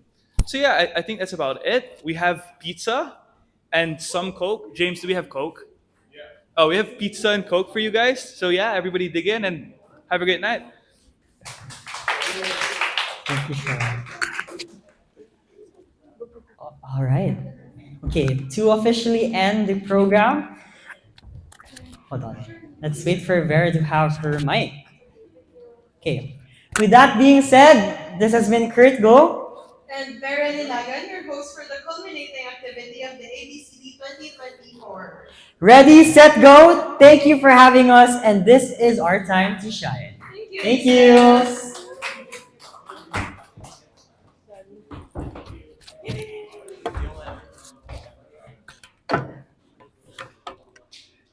So wet. Let's stop the recording. Oh, yeah, great. No.